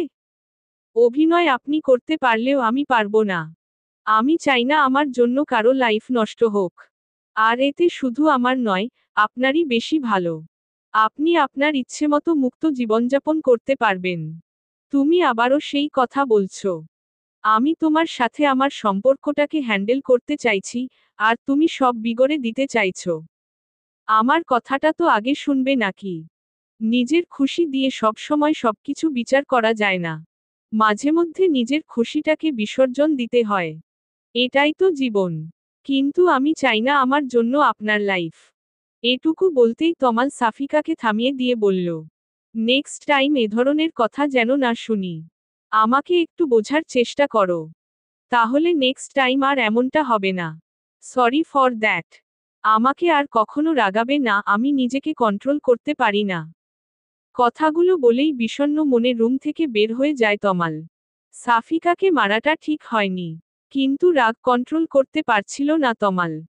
সবাই কত আশা করে আছে যে তমাল সাফিকার খেয়াল রাখবে, আর ওই মেয়েটা 2 লাইন বেশি বুঝে, যার কারণে এমনটা হয়ে গেল।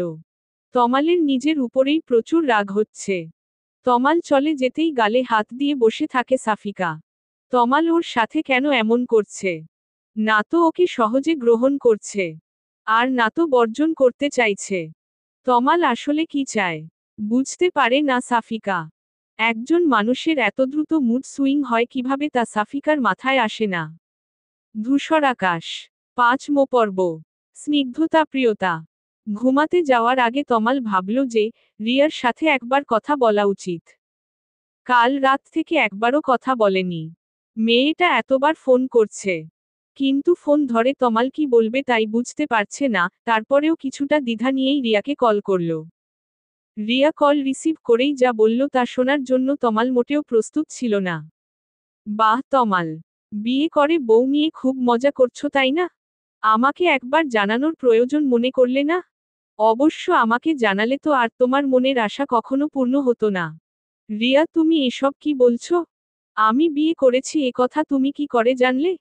কেন আমাকে জানাতে চেয়েছিলে না নাকি? দুজনের জীবন নষ্ট করার ধান্ধায় ছিলে মনে হয়।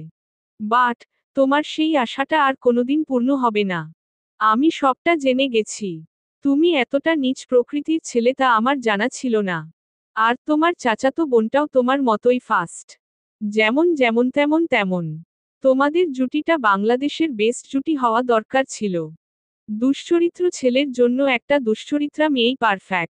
তমাল এইবার প্রচুর রেগে যায়। রিয়াকে একটা ধমক দিয়ে বলে, দেখো রিয়া, আমি তোমাকে ঠকাতে চাইনি। আমার কথাটা বোঝার চেষ্টা করো। তুমি সাফিকার চরিত্র নিয়ে কেন কথা বলছো? তুমি এসব জানলে কি করে? রাশেদ বলেছে। কাল তো ও নিজে চোখে সব দেখেছে আর নিজে কানে সব শুনেছে তোমাদের দুইজনের কাহিনী। ওইরকম মেয়েদের জন্যই পুরো নারী জাতির বদনাম হয়ে যায়। অবশ্য মেয়েটাই বাকি করবে তোমাকে দেখে। আর কিছু বলার আগেই তমাল রেগে গিয়ে রিয়াকে থামিয়ে দিয়ে বলে, আরেকবার সাফিকার চরিত্র নিয়ে কথা বললে আমি ভুলে যাব যে আমি তোমাকে ভালোবাসি। আমার ভাবতেও অবাক লাগছে যে তুমিও আমাকে ভুল বুঝলে। আমি ভেবেছিলাম যে আর কেউ বিশ্বাস করুক বা না করুক অন্তত তুমি আমাকে বিশ্বাস করবে। তুমি তো জানো আমি কেমন ছেলে। কিন্তু তুমিও অন্য সবার মতোই। কেন? তুমি কি ভেবেছিলে তুমি একটা মেয়ের সাথে নোংরামি করবে, তারপর কাহিনী করে তাকে বিয়ে করবে, আর আমি তোমাকে সাদরে গ্রহণ করে নেব? এমনটা ভেবেছিলে তাই তো? কিন্তু তোমার সে আশায় গুড়ে বালি। আজকের পর থেকে আমার সাথে যোগাযোগ করার কথা স্বপ্নেও ভাববে না। তোমার মতো ছেলের সাথে কথা বলাও পাপ। কথাগুলো বলেই খট করে কলটা কেটে দেয় রিয়া। রাশেদ জানে যে তমাল কেমন ছেলে। তারপরেও ও রিয়াকে এসব কথা কি করে বলতে পারল? কালকে রাশেদকে বলাই ভুল হয়েছিল। কিন্তু রাশেদ বলল আর রিয়া সেটাই বিশ্বাস করে নিল। এই চিনেছে রিয়া ওকে। ও ভেবেছিল যাকে এত ভালোবাসে সে অন্তত ওকে বুঝবে। কিন্তু রিয়াও ওকে ভুল বুঝল। এতদিন ও কাকে ভালবেসেছে? ওর ভালোবাসা কি মিথ্যা ছিল? অন্তত আসল ঘটনাটা কি সেটা শুনে তারপর জাজ করত তমালকে। কিন্তু ও রাশেদের মুখে শোনা কথাটাকেই বেশি গুরুত্ব দিল। রাগটাকে কন্ট্রোল করতে না পেরে হাতের ফোনটাই ছুঁড়ে ফেলে দিল, তা ছাদের উপরে পড়তেই ভেঙে ব্যাটারি আর কভারগুলো ছড়িয়ে ছিটিয়ে পড়ল চারদিকে। তারপর ভাঙা ফোনটাকে ওখানে ফেলেই রেগে ছাদ থেকে নিজের রুমের দিকে পা বাড়ালো। রাত হলেই সব কথা যেন বেশি করে মনে পড়তে থাকে। এখন যেমন সাফিকার ওর বাড়ির কথা মনে পড়ছে খুব। সানিয়ার সাথে করা খুনসুটি, ওর মা বাবার সাথে মজা করা, গ্রামের মুক্ত পরিবেশে ঘুরে বেড়ানো, সব স্মৃতিরা যেন ভিড় করেছে। এসব ভাবতেই চোখের কোণা থেকে কয়েক ফোঁটা জল গড়িয়ে পড়ল। ঘুম যেন আসতেই চাইছে না। তারপর একা রুমে আরো খারাপ লাগছে, তরির ওখানে গিয়েছিল, তাড়িয়ে দিল, বলল এখন থেকে রাতে ওর রুমে নট এলাও। অথচ তমালও অনেকক্ষণ হলো কোথায় যেন গেল বের হয়ে, মনে হলো খুব জরুরি কাজ আছে। তমাল রুমে এসে দেখল যে সাফিকা ঘুমিয়ে পড়েছে। রিয়ার সাথে কথা বলে ভীষণ রেগে আছে তমাল। রুমে এসে সাফিকাকে দেখে ওর রাগটা দ্বিগুণ হয়ে গেল। যে মেয়েটার জন্য ওর জীবনে এত সমস্যা, সে আরামে ওর বিছানায় ঘুমুচ্ছে। এটা যেন ওর সহ্য হচ্ছে না। তমাল রুমে এসেছে বুঝতে পেরে সাফিকা চোখ খুলে বলল, কোথায় ছিলেন এতক্ষণ? কথাটা বলতে না বলতেই তমাল যেন তেলেবেগুনে জ্বলে উঠল। কেন? তোমাকে সেই কৈফিয়ত দিতে হবে নাকি? আমার জীবনটা তছনছ করে দিয়ে নিশ্চিন্তে ঘুমাচ্ছ, আবার আমার কাছেই কৈফিয়ত চাইছো? তোমাকে মানা করেছি না, আমার পার্সোনাল লাইফে একদম ইন্টারফেয়ার করবে না। একটা কথা একবার বললে কানে যায় না? তোমার মুখটা দেখলেই আমার রাগে গা জ্বালা করে। নিজের ওই মুখটা আমার থেকে লুকিয়ে রাখার চেষ্টা করবে। আমি যতক্ষণ রুমে থাকি ততক্ষণ আমার আশেপাশে থাকবে না বেশি। তোমাকে দেখলেই আমার সবকিছু এলোমেলো হয়ে যায়। কথাগুলো বলেই তমাল বেকনিতে চলে গেল। সাফিকা বোবার মতো ওর দিকে তাকিয়ে আছে, ও তো শুধু জানতে চেয়েছিল যে এতক্ষণ কোথায় ছিল। এটা জানতে চাওয়াটা কি খুব বড় অপরাধ? সাফিকার নিজেরও প্রচুর রাগ। এখানে আসার পর থেকে সবসময় রাগের আগুনটাকে ছাইচাপা দিয়ে রেখেছিল। কিন্তু এখন আর যেন তা চাপা থাকতে চাইছে না। তারপরেও সাফিকা অনেক কষ্টে নিজেকে কন্ট্রোল করার চেষ্টা করে চোখ বন্ধ করে শুয়ে পড়ল। একটু পরেই তমাল এসে ওর পাশে শুয়ে পড়ল। সাফিকা আর একটা কথাও বলছে না। তমাল সাফিকাকে বকা দেওয়ার পর নিজেই আবার অনুতপ্ত হয়। রিয়ার রাগগুলো সব সাফিকার উপরে চাপিয়ে দিয়ে যেন ওর রাগটা অনেকটা কমে গেছে। তাই সাফিকার সাথে কিছুটা স্বাভাবিক হওয়ার জন্য বলল, তোমাকে আমি আবারও বলছি, আমার রাগ হয় এমন কোনো কাজ করবে না। আমি নিজের রাগটাকে কন্ট্রোল করতে পারি না। তারপরও, এটুকু বলেই থেমে যায় তমাল। কারণ এখন সাফিকা এমন কিছুই করেনি যার কারণে ও সাফিকাকে এত কথা শোনালো। তমালের এই স্বাভাবিক আচরণে সাফিকার রাগটা কমার বদলে আরো বেড়ে গেল। ও তমালের দিকে ঘুরে বলতে লাগল, আমাকে আপনার কি মনে হয় বলুন তো? একটা পুতুল। আমাকে করুণা করে বিয়ে করেছেন, থাকতে দিচ্ছেন, তাই বলে কি আমি আপনার কেনা গোলাম হয়ে গেছি? যখন ইচ্ছে হবে ভালো ব্যবহার করবেন, যখন ইচ্ছে হবে খারাপ ব্যবহার করবেন। আমি কি মানুষ না নাকি? দুঃখ কষ্ট আমারও আছে। আপনি বারবার আপনার জীবন তছনছ করার কথা বলছেন।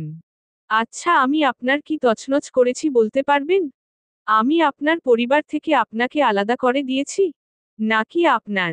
এটুকু বলতেই তমাল নিজের রাগকে কন্ট্রোল করে বলল, তুমি এখনো বুঝতে পারছো না তুমি কি তছনছ করেছ? নাকি না বুঝার নাটক করছো? আমি রিয়াকে ভালবাসতাম। শুনেছ এইবার? আমি শুধু রিয়াকেই বিয়ে করতে চেয়েছিলাম। কিন্তু শুধুমাত্র তোমার জন্য রিয়াও আমাকে ভুল বুঝল। অন্য সবাই আমাকে ভুল বুঝেছে, এতে আমি যতটা না কষ্ট পেয়েছি, তার চেয়ে হাজার গুণ বেশি কষ্ট পেয়েছি আমি রিয়ার ব্যবহারে। ও আমাকে ভুল বুঝেছে। বুঝতে পারছো তুমি ব্যাপারটা? সাফিকা তমালের মুখে রিয়ার নাম শুনে যেন আকাশ থেকে পড়ল, ওর বুকের ভিতরটা যেন দুমড়ে মুচড়ে যাচ্ছে। তমাল ওকে পছন্দ করে না সেটা ও মেনে নিয়েছিল।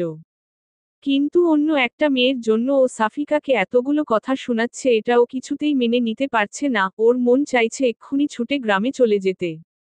যা হওয়ার হবে। ওখানে রিমন্ত বাইরে গেলে শুধু বিরক্ত করে। কিন্তু এখানে, ঘরের মধ্যেই ও যে মানসিক চাপের শিকার হচ্ছে। না পারছে কাউকে বলতে, আর না পারছে এসব আর সহ্য করতে। রুমের বাইরে ওর চাচির কালোমুখ সহ্য করে, আবার রুমের ভেতরে তমালের তিক্ততা ও আর নিতে পারছে না। আমাকে মাফ করবেন যে, আমি না জেনে শুনে আপনার ভালোবাসার মাঝে ফাটল ধরিয়েছি। আমি না থাকলেই যদি আপনার সব সমস্যার সমাধান হয়ে যায় তাহলে আমি আর সেটা বাড়াতে চাই না। আপনি কালকে যদি একবার আমাকে এই কথাটা জানাতেন যে, আপনি কাউকে ভালোবাসেন, তাহলে আমি কখনোই আপনাকে বিয়ে করার জন্য রাজি হতাম না। আর বড় আব্বুর কথা রাখতে না হলে তো আমি। এটুকু বলেই থেমে যায় সাফিকা। ওর দুচোখ ভর্তি তমালের জন্য ঘৃণা জমে ওঠে। একটা মানুষকে এতটা বহুরূপী কেন হতে হবে? আজকে ওর বাবা মায়ের সাথে গ্রামে যেতে দিতে পারলেই হতো। তাহলে এত কথা শুনতে হতো না সাফিকাকে। এর মধ্যে তুমি আবার বাবাকে কেন টেনে আনছো? সাফিকা এখন কি করে বলবে যে, তমালের বাবাই সাফিকাকেও জোর করেছিল তমালকে বিয়ে করার জন্য? কারণ সাফিকার পেছনে সবাই যেভাবে লেগে আছে তাতে উনি ভয় ছিল যে, এখানেও যখন এত বাজে ভাবে ওর বিয়েটা ভাঙল, তার মানে যেখানেই যাক কেউ একজন আছে যে ওর ক্ষতি চায়। আর এ কারণেই সাফিকাকে গ্রামে পাঠিয়ে সাহস পায়নি। হয়তো ওখানে ওর জন্য নতুন কোনো বিপদ অপেক্ষা করছে। কি হলো? এখন কিছু বলছো না কেন? হ্যাঁ, বড় আব্বুর কথাতেই আমি আপনাকে বিয়ে করেছি। কারণ তিনি আমাকে কোনো বিপদের মুখে ঠেলে দিতে চাচ্ছিলেন না। বাহ! আমার বাবাকে তো ভালোই হাত করে নিয়েছো। তোমাকে বিপদ থেকে উদ্ধার করতে নিজের ছেলেটাকেই জাহান্নামের দিকে ঠেলে দিলেন। আরে ভাই, কোনো ভালো ছেলে দেখে তোমাকে বিয়ে দিলেই তো। এটুকু বলেই তমাল থেমে গেল। পরেরটুকু কেন বললেন না? কে বিয়ে করতো আমাকে? আর সে বিয়েটা ভাঙা তো আরো সহজ হতো। কারণ এখন তো আমি একটা কলঙ্কিতা মেয়ে। যার এত বড় একটা কলঙ্ক, তাকে কে বিয়ে করবে? আপনি সুখী আছেন আমাকে বিয়ে করে? আপনি তো জানেন আমি কেমন মেয়ে। তমাল আর কিছুই বলতে পারে না। সাফিকা বলতে থাকে, আমি কালকেই গ্রামে চলে যাব, ঘরবন্দি হয়ে থাকব। তবুও এসব আমি আর সহ্য করতে পারছি না। একদিনেই আমি হাঁপিয়ে উঠেছি। এরপরের দিনগুলো কিভাবে কাটাবো এখানে? যে আমাকে ভরসা দিয়ে রেখে দিল সেই যদি এমন করে তাহলে। সরি। রিয়ার সাথে কথা বলে মনমেজাজ খারাপ হয়ে গিয়েছিল। কারো সাথে রাগলে সেই রাগটা এখন থেকে আমার উপরেই ঝাড়বেন বলে ঠিক করে ফেলেছেন মনে হচ্ছে। সরি বললাম অত। সরি দিয়ে সবকিছুর সমাধান হয় না মিস্টার তমাল। আর আপনি ভালোবাসার কথা বলছেন? যে ভালোবাসায় একে অপরের প্রতি বিশ্বাসটাই নেই তাকে আপনি ভালোবাসা বলছেন? যাকে ভালোবাসেন সেই যদি আপনাকে বিশ্বাস না করে তাহলে সেই ভালোবাসার কি মূল্য থাকতে পারে? তোমার ভালোবাসার মানুষটি তোমাকে ধোঁকা দিলে তুমি কি করতে? তুমি কি তাকে ভুল বুঝতে না? এমনি এমনি মাফ করে দিতে তাকে? আপনি কি সত্যিই কোনো ভুল করেছেন? আপনি তাকে সত্যটা বলার পরেও যদি আপনাকে বিশ্বাস না হয়, তাহলে একবার অন্তত সত্যটা যাচাই করা উচিত ছিল। আপনি কেমন ছেলে তা ওই মেয়েটার ভালো করেই জানার কথা। এত বড় একটা জঘন্য কাজ আপনি করতে পারেন তা সে এত তাড়াতাড়ি কি করে বিশ্বাস করে নিল? তমাল আর কিছু না বলে একদম চুপ হয়ে গেল। সাফিকাও চুপ হয়ে যাওয়ায় রুমে পিনপতন নীরবতা বিরাজ করতে লাগল। সকালে ঘুম থেকে উঠে সাফিকা ওর চাচির সাথে নাস্তা বানাচ্ছে। ওর চাচি ওর সাথে একটা কথাও বলছে না, সাফিকা ব্যাপারটা হজম করার চেষ্টা করছে। তরি নাস্তা করে কলেজে চলে গেছে। তমাল আর ওর বাবাও অফিসে চলে গেছে। সাফিকার চাচি নিজের রুমেই আছেন। সাফিকা সেখানে গিয়ে সাহস পাচ্ছে না। নিজের রুমে একা একা দম বন্ধ হয়ে আসছে সাফিকার। বিয়ের আগে সারাদিন ওর চাচির আশেপাশেই থাকতো, সময় কেটে যেত, কিন্তু এই বিয়েটা যেন ওর জীবনে অমানিশা হয়ে ঘিরে ধরেছে। দুপুরেও চুপচাপ তমালের মায়ের সাথে সাফিকা রান্নাবান্না করল। তারপর নামাজ কালাম পড়ে তরির সাথে দুপুরের খাবার খেল। তরি দুপুরের দিকে কলেজ থেকে ফেরায় সাফিকা যেন দেহে প্রাণ ফিরে পেল। তরির সাথে কথা বললে সাফিকার নিজেকে একটু হালকা মনে হয়। ভালো লাগা কাজ করে। তমালও আজ সকালে ওর সাথে একটা কথাও বলেনি। ওর চাচা অবশ্য ওর চাচিকে বারবার সাবধান করে দিয়ে গেছে যেন সাফিকার সাথে কোনো ঝামেলা না করে। সাফিকা বুঝতে পারছে না যে, এভাবে আর কয়দিন চলবে। একদিনেই ও অতিষ্ঠ হয়ে উঠেছে। এভাবে চলতে থাকলে ও পুরোপুরি পাগল হয়ে যাবে যে। ধূসর আকাশ। ৬ষ্ঠ পর্ব। স্নিগ্ধতা প্রিয়তা। তমাল ফোন আর সিম দুইটাই চেঞ্জ করেছে। নতুন সিম থেকে রিয়াকে আরও একবার কল করেছিল দেখা করে সবটা বলার জন্য। কিন্তু রিয়া ওর কোনো কথা না শুনেই কল কেটে দিয়েছে। তমালের সাথে ও আর কথা বলতে চায় না। এটাই স্বাভাবিক। একদিক দিয়ে দেখতে গেলে তমাল তো রিয়াকে ধোঁকা দিয়েছে। আর একজন ধোঁকাবাজের সাথে কেই বা সম্পর্ক রাখতে চায়। তার উপর ও আবার বিবাহিত। সাফিকাকে দেখলেই তমালের রিয়ার কথা মনে পড়ে যায়, রাগ উঠে যায়, কিন্তু অনেক কষ্টে রাগগুলোকে কন্ট্রোল করে। সাফিকাও নিজেকে যথাসম্ভব তমালের থেকে দূরে রাখার চেষ্টা করে। তুষার সেই সকালে নাস্তা করে বের হয়, আর অনেক রাতে বাসায় ফেরে। সাফিকার বিষণ্ণ মুখটা ও দেখতে পারে না। ও বুঝতে পারে যে, সাফিকা তমালের সাথে সুখে নেই। তারপরেও কিছু করতে পারে না। সবাই জানে যে, পরিস্থিতির মুখে পড়ে তুষার সাফিকাকে বিয়ে করতে চেয়েছিল। কেউ যদি এটা জানতে পারে যে, তুষার সাফিকাকে পছন্দ করত তাহলে ব্যাপারটা সাফিকার জন্য আরও জটিল হয়ে যাবে। এভাবেই কেটে যায় 2 মাস। সাফিকা, তমাল আর তুষারের জন্য এই 2 মাস যেন 2 বছরের মতো। সাফিকা এখনো জানতে পারেনি যে, ওর বিয়ে ভাঙার পেছনে কে ছিল। এর মধ্যে তমালকে একবার জিজ্ঞেস করেছিল, ও কিছু জানায়নি। তমালের দিনগুলো বিষময় হয়ে উঠেছে, ওর সাথে সাথে ও সাফিকার জীবনটাও বিষিয়ে তুলেছে। রিয়া বিয়ে করে নিয়েছে। স্বামীর সাথে প্রতিদিন ছবি আপলোড দেয়, যা তমালকে আরও জ্বালিয়ে পুড়িয়ে শেষ করে দিচ্ছে। রিয়ার সাথে কথা বলার পর থেকে তমাল আর রাশেদের সাথে কথা বলেনি। আজ কি মনে করে রাশেদের অফিসে চলে গেল দেখা করতে। তমালকে দেখেই রাশেদ হাসিমুখে বলল, কি ব্যাপার, বিবাহিত জীবন কেমন যাচ্ছে? তমাল রাশেদের সামনের চেয়ারে বসে কোমল সুরে বলল, তুই এমনটা কেন করলি? কেন মিথ্যে বললি? কারণ আমি রিয়াকে ভালবাসতাম। আমার আর রিয়ার মাঝখানে তুই চলে এসেছিলি। আমি প্রপোজ করার আগেই তুই ওকে প্রপোজ করে দিস। আর রিয়াও রাজি হয়ে যায়। এর আগে অনেক চেষ্টা করেছি তোদের ব্রেকআপ করানোর জন্য। কিন্তু পারিনি। এইবার এমন এক চাল দিলাম। সাপও মরল আর লাঠিও ভাঙল না। শুধু রিয়াকেই নয়, সবাইকে মিথ্যাটা আমিই বলেছি। চালটা যে এভাবে কাজে লেগে যাবে বুঝতে পারিনি। তুই রিয়াকে পাওয়ার আর কোনো সুযোগ রাখলাম না। এখন রিয়া সত্যিটা জেনেও কোনো লাভ নেই। তুইও বিবাহিত আর রিয়াও। আমি রিয়াকে পাইনি। তোকেও পেতে দিলাম না। ওর কথা শুনে তমালের প্রচণ্ড রাগ হতে লাগল। যাকে ও নিজের ভাইয়ের মতো ভাবে, সেই ওকে এতটা ঘৃণা করে। ও কখনো কল্পনাও করতে পারেনি যে, রাশেদ রিয়ার জন্য ওর সাথে এমনটা করবে। তার মানে এসবের পেছনে রাশেদ ছিল।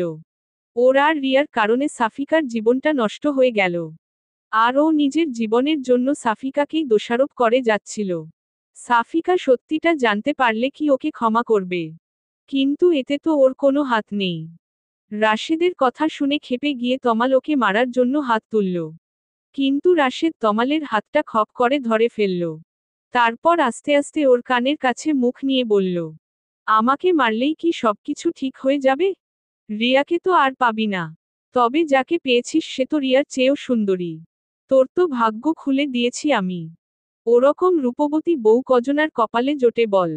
তমাল নিজের রাগটাকে কন্ট্রোল করে বলল, সাফিকার সম্পর্কে আর একটা কথাও বলবি না। তোর মতো মানুষের মুখে ওর নত নিষ্পাপ মেয়ের নাম মানায় না। রাশেদ মুচকি হেসে বলল, বাহ, বউকে অনেক ভালবাসিস মনে হচ্ছে।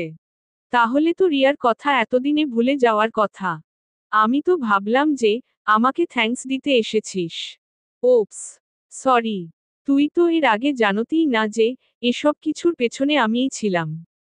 এখন সত্যটা লুকিয়ে কোনো লাভ নেই। তাই বলে দিলাম। আমার কি যে আনন্দ লাগছে। তুই আমাকে কখনো বন্ধু ভাবিসনি তাই না? ভাবতাম। তবে রিয়ার সাথে রিলেশনের আগে সবচেয়ে কাছের মানুষ ভাবতাম তোকে। নিজের ভাইয়ের মতো। কিন্তু রিয়াকে যখন প্রপোজ করলি তখন থেকে তুই আমার শত্রু হয়ে উঠেছিলি। আর তোর চাচাতো বোনের বিয়েতে আমাকে জড়িয়ে আরো বড় ভুল করেছিলি। তাদেরকে তোর সম্পর্কে মিথ্যেগুলো আমিই বলেছিলাম। তারা বিশ্বাস না করে কোথায় যাবে? কলটা তো তোর নাম্বার থেকেই করেছিলাম। তোর বাবা কি এমনি এমনি তোর সাথেই সাফিকার বিয়ে দিতে চাচ্ছিল? কারণ তিনি তো এটাই জানেন যে, কলটা তুইই করেছিলি। বলেই আবার হাসতে লাগলো রাশেদ। তমাল রাগে কথা বলার শক্তিটাও যেন হারিয়ে ফেলেছে। নিজের হাতটা মুঠো করে জোরে করে রাশেদের টেবিলে মারতেই টেবিলের উপরের কাচটা টুকরো হয়ে গেল আর তমালের হাতের মধ্যেও কাচের কয়েকটা টুকরো বিঁধে গেল। ওই অবস্থাতেই তমাল রাশেদের অফিস থেকে বের হয়ে গেল। আর শেষ একটা কথাই বলল, কাজটা তুই মোটেও ঠিক করিসনি রাশেদ। এই পাপের শাস্তি তোকে পেতেই হবে। এতগুলো জীবন নষ্ট করে তুই কখনো সুখী হতে পারবি না। রাশেদ ওর কথা শুনে তখনও হাসছে। আর বলল, কাজটা না হয় আমি পাল্টে নেব, কিন্তু তোর জীবনটা তো আর তুই পাল্টাতে পারবি না। রাশেদের ওখান থেকে বের হয়েই তমাল হাতের ব্যান্ডেজ করে বাসায় চলে গেল। অফিস থেকে আজ দুপুরেই বের হয়েছিল, তাই আজ তাড়াতাড়ি বাসায় ফিরল। আর অফিসে যাওয়ার মুড ছিল না। সাফিকা খাওয়া দাওয়া শেষে একটু শুয়েছিল। তরি কোচিংয়ে গিয়েছে। তমালের মা নিজের রুমে শুয়ে আছেন। তুষার বাসায় নেই। কলিং বেলের আওয়াজে ঘুম ভেঙে গেল সাফিকার। এই সময়টাতে সাধারণত কেউ আসে না। ঘুমচোখে সাফিকা দরজা খুলেই অবাক হয়ে গেল। তমালের ডান হাতে ব্যান্ডেজ দেখে আরও অবাক হয়ে গেল। সাফিকা দরজা বন্ধ করে অস্থির হয়ে বলল, হাতে কি হয়েছে? আর এত তাড়াতাড়ি ফিরলেন যে? কিছু হয়েছে? তমাল রুমে ঢুকতে ঢুকতে বলল, আগে রুমে যেতে দেবে নাকি এখানেই জেরা করতে থাকবে? তমালের এই কথা শুনে সাফিকা একদম চুপ হয়ে গেল। তমাল ঠিক করে নিয়েছে, আজ থেকে সাফিকার সাথে আর কখনো খারাপ ব্যবহার করবে না। রিয়া যদি বিয়ে করে নিয়ে ভালো থাকতে পারে ও কেন পারবে না? এখানে রিয়ার যেমন কোনো দোষ নেই, তেমনি সাফিকা বা তমালেরও তো কোনো দোষ নেই। তাহলে ও কেন শুধু শুধু সাফিকাকে কষ্ট দিবে? ও নিজের জন্য সাফিকার জীবনটা নষ্ট হতে দেবে না। রুমে ঢুকে নিজের মেজাজটাকে একটু ঠান্ডা করে সাফিকাকে উদ্দেশ্যে করে বলল, এক গ্লাস ঠান্ডা পানি দিতে পারবে? খুব পিপাসা পেয়েছে। তমাল এই প্রথম নিজে থেকে সাফিকার কাছে কিছু চাইল। সাফিকা খুশি মনে দৌড়ে চলে গেল পানি আনতে। পানি এনে তমালকে দিতেই ও বলল, থ্যাঙ্কস। সাফিকা অবাক হয়ে বলল, কেন? আমার জীবনে আসার জন্য? তমালের কথাটা শুনে সাফিকা যেন নিজের কানকে বিশ্বাস করতে পারছিল না। অবাকের চরম সীমায় পৌঁছে গেল ও, নিজের কপালে হাত দিয়ে দেখতে লাগলো যে, ও কোনো ঘোরের মধ্যে আছে কিনা। ও অসুস্থ কিনা। কিন্তু ও পুরোপুরি ঠিক আছে বুঝতে পেরে ধপ করে বিছানার উপর বসে পড়ল। তারপর উঠে গিয়ে তমালের কপালে হাত দিয়ে দেখল যে, ও সুস্থ আছে কিনা। তারপর অবাক হয়ে বলল, আপনি কি অসুস্থ? নাকি মাথায় আঘাত লেগেছে? ড্রিঙ্কস করেননি তো? কি হয়েছে আপনার? আপনি ঠিক আছেন তো? তমাল সাফিকাকে এই প্রথম নিজের বুকে টেনে নিয়ে বলল, তুমি এত অস্থির কেন হচ্ছ? আমি ঠিক আছি। আমি সজ্ঞানে এই কথাটা বলেছি। সত্যিই আমি ধন্য যে তোমার মতো কাউকে আমার জীবনে পেয়েছি। আমার জন্য তোমার অনেক কষ্টে কেটেছে এই কয়দিন। আমি আর তোমাকে কষ্ট দিতে চাই না। তমালের হৃৎস্পন্দন স্পষ্ট শুনতে পাচ্ছে সাফিকা। খুশিতে যেন আত্মহারা হয়ে গেছে ও। চোখের কোণ বেয়ে একফোঁটা সুখের নোনাজল গড়িয়ে পড়ল, তবে তমালের এই আকস্মিক পরিবর্তনে কিছুটা ভয়ও আছে সাফিকা। তমাল কি সত্যি রিয়াকে ভুলে ওকে আপন করে নিয়েছে? নাকি ওর মুড সুইং এর জন্য এমনটা করছে? দেখা যাবে, এখন নিজেই বুকে টেনে নিচ্ছে। একটু পরেই আবার ওকে ছুঁড়ে ফেলে দিবে। এসব কথা মনে হতেই তমালের বুক থেকে যেন ছিটকে পড়ল সাফিকা। সাফিকার এমন করায় তমালের হাতে আঘাত লাগলো আর ও ব্যথা পেয়ে বলল, কি করছো? হাতে লাগছে তো। সাফিকা তমালের হাতটা নিজের হাতের মুঠির মধ্যে নিয়ে বলল, সরি। আমি বুঝতে পারিনি, আসলে আপনার এমন ব্যবহার দেখে আমি নিজেকে সামলাতে পারিনি। তমাল মুচকি হেসে বলল, হাতে কি হয়েছে তা শুনবে না?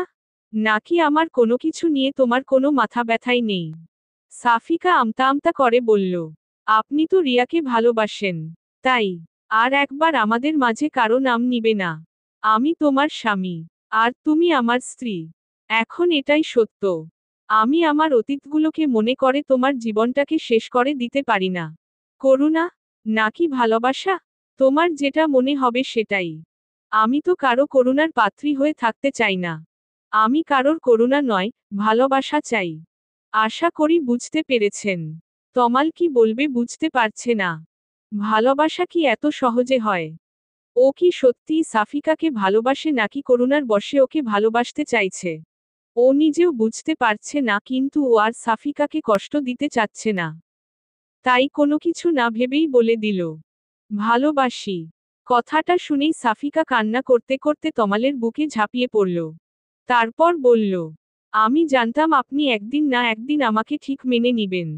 বিয়ের বন্ধনটা যে এমনি শক্ত বন্ধন, যা নির্দয়ের মনেও ভালোবাসার সঞ্চার করে দেয়। এটা যে পবিত্র একটা বন্ধন। বিশ্বাস করুন, আমার এতদিনের সব কষ্টগুলো হাওয়ায় মিলিয়ে গিয়েছে আপনার একটা কথাতেই। কথা দিন, আর কখনো আপনি আপনার সিদ্ধান্ত বদলাবেন না, আর কখনো আমাকে কষ্ট দিবেন না। তমাল ভাবতেই পারেনি যে সাফিকা ওকে এত সহজে গ্রহণ করে নিবে। ও ভেবেছিল যে সাফিকাকে মানাতে ওকে অনেক কাঠখড় পোড়াতে হবে, অনেক খারাপ ব্যবহার করেছে এই কদিনে। তমাল সাফিকাকে নিজের বুকে আরো শক্ত করে চেপে ধরে বলল, কথা দিচ্ছি, আর কখনো তোমাকে কষ্ট দিব না। তোমার ভালো থাকাই আমার ভালো থাকা, তোমার খুশিই আমার খুশি। আর আমার দুঃখগুলো, কষ্টগুলো, সেগুলোর ভাগ নিবেন না। তবে আমি তোমার জীবনে দুঃখ কষ্টটাকে আর আসতে দিব না। আমি চাই আর কোনো কষ্ট যেন তোমাকে উঠে না পারে। তমাল যেমন ভাবতে পারেনি যে সাফিকা এত তাড়াতাড়ি সব মেনে নিবে, তেমনি সাফিকাও ভাবতে পারেনি যে তমাল ওকে এত তাড়াতাড়ি ভালোবেসে ফেলবে। ধূসর আকাশ, ৭মো পর্ব। স্নিগ্ধতা প্রিয়তা। সন্ধ্যা থেকেই তমালের ভীষণ জ্বর। বিছানা ছেড়ে উঠতে পারছে না, একে তো হাতের ব্যথা, তার উপরে জ্বর, দুপুরেও কিছুই খায়নি। বলেছে যে দুপুরে বাইরে খেয়ে এসেছে। রাতে তুষার ওষুধ এনে দিল, সাফিকা স্যুপ বানিয়ে খাইয়ে দিল। তারপর ওষুধ খাইয়ে দিল, তবুও জ্বর কমার নাম নেই। রাতের সাথে সাথে জ্বরও যেন বাড়ছে। সাফিকা একটা টুল নিয়ে তমালের মাথার কাছে বসে জলপট্টি দিয়ে দিচ্ছে। যতক্ষণ জলপট্টি দিচ্ছে ততক্ষণ একটু নীরব থাকে তমাল। জলপট্টি দেওয়া বন্ধ করলেই তমাল ছটফট করতে থাকে। সাফিকা নিজের ঘুম বাদ দিয়ে তমালের কপালে জলপট্টি দিয়ে দিচ্ছে। বারবার ঘুমে ঢুলে পড়ছে সাফিকা। তারপরেও রাত জেগে তমালের সেবা করে যাচ্ছে। জ্বরে তমালের যেন কোনো হুঁশ নেই, মরার মতো পড়ে আছে। মাঝরাতের দিকে তমালের হুঁশ ফিরে। জ্বর কিছুটা কমেছে, তবে শরীরটা ভীষণ দুর্বল। উঠে বসার মতো শক্তিটুকুও যেন নেই। ও দেখে যে ওর পাশেই বিছানার উপর হাতের উপর মাথাটা দিয়ে ঘুমিয়ে আছে সাফিকা। সাফিকার মুখটা আজ ভালো করে খেয়াল করে তমাল। কি যেন এক মায় আচ্ছন্ন হয়ে আছে সাফিকার মুখটা, যা তমালকে বারবার আকর্ষণ করছে। এতদিন এই মায় কেন পড়েনি তমাল? নাকি এতদিন সাফিকাকে কখনো ভালো করে দেখেইনি? তমাল বিছানা থেকে নামতে গিয়ে আবার বিছানার উপর বসে পড়ে। শরীরটা যেন উঠতে সায় দিচ্ছে না। সাফিকাকে ডাকতে গিয়েও ডাকে না তমাল। পুরোপুরি হুঁশ না থাকলেও তমাল এটা বুঝতে পেরেছে যে সাফিকা নিজের ঘুম বাদ দিয়ে সারারাত ওর সেবা করেছে। সাফিকার কপালের উপর থেকে চুলগুলো সরাতেই তমালের হাতের স্পর্শ পেয়ে ঘুম ভেঙে যায় সাফিকার। সাফিকা একলাফে টুল থেকে উঠে পড়ে। তারপর তমালের সামনে গিয়ে ওর কপালে হাত দিয়ে দেখে যে জ্বর অনেকটা কমে গেছে। তমাল হেসে ফেলে। তারপর বলে, আমি ঠিক আছি। বিছানায় শোয়া বাদ দিয়ে তুমি টুলের উপরে কেন ঘুমাচ্ছিলে? সাফিকা তমালের কপাল থেকে হাত সরিয়ে নিয়ে বলতে থাকে, না মানে, কখন ঘুমিয়ে পড়েছি বুঝতে পারিনি। আপনার এখন কেমন লাগছে? বিছানা থেকে উঠেছেন কেন? আমার এখন একটু ভালো লাগছে। বউয়ের সেবায় স্বামী সুস্থ না হয়ে পারে। আমি তো ভাবলাম যে ভয় তুমি আমার পাশে শোওনি। আমার জ্বরটা যদি তোমারও হয়ে যায়। বলেই আবার হাসতে থাকে তমাল। সাফিকা লাজুক একটা হাসি দিয়ে বলে, জ্বর কি ছোঁয়াচে রোগ নাকি যে আপনার পাশে থাকলেই আমারও হয়ে যাবে? আর সেই ভয় থাকলে রাত জেগে কি আর আপনার সেবা করতাম নাকি? জ্বর হলে কি মানুষ মারা যায় নাকি? সামান্য জ্বরেই যদি তুমি এত সেবাযত্ন করো তাহলে বড় কোনো অসুখ হলে তো আর সেবাই করতে চাইবে না। সব সেবা এখনই দিয়ে দিবে মনে হচ্ছে? আপনি এত রাতে বিছানা থেকে উঠেছেন কেন? দেখেছ তোমার সাথে কথা বলতে গিয়ে বাথরুমে যাওয়ার কথাও ভুলে গেছি। এই সাহায্যটা আশা করি করবে? চলুন, আমি নিয়ে যাচ্ছি। বলেই সাফিকা তমালের হাতটা ধরে বাথরুমের ভেতরে নিয়ে যায়। তারপর ও বের হয়ে আসে আর ভাবতে থাকে যে তমাল সত্যিই একা যেতে পারছিল না নাকি ইচ্ছে করে ওকে নিয়ে যেতে বলল। তমাল বাথরুম থেকে বের হওয়ার পর সাফিকা আবার ওর হাত ধরে বিছানা পর্যন্ত নিয়ে আসে। তারপর বিছানায় শুয়ে তমাল পেটে হাত দিয়ে বলতে থাকে, জ্বর তো চলে গেছে, কিন্তু পেটের মধ্যে যে ইঁদুরছুঁচোগুলো দৌড়াচ্ছে সেগুলো তাড়াতে পারলে আরো ভালো হতো। কিন্তু এত রাতে কাউকে বিরক্ত করতে চাচ্ছিলাম না। কথাটা বলে তমাল সাফিকার দিকে তাকায়। সাফিকা তমালের কথার মানে বুঝতে পেরে বলে, আপনি কিছুক্ষণ অপেক্ষা করুন, আমি আসছি। বলেই সাফিকা রুম থেকে বের হয়ে যায়।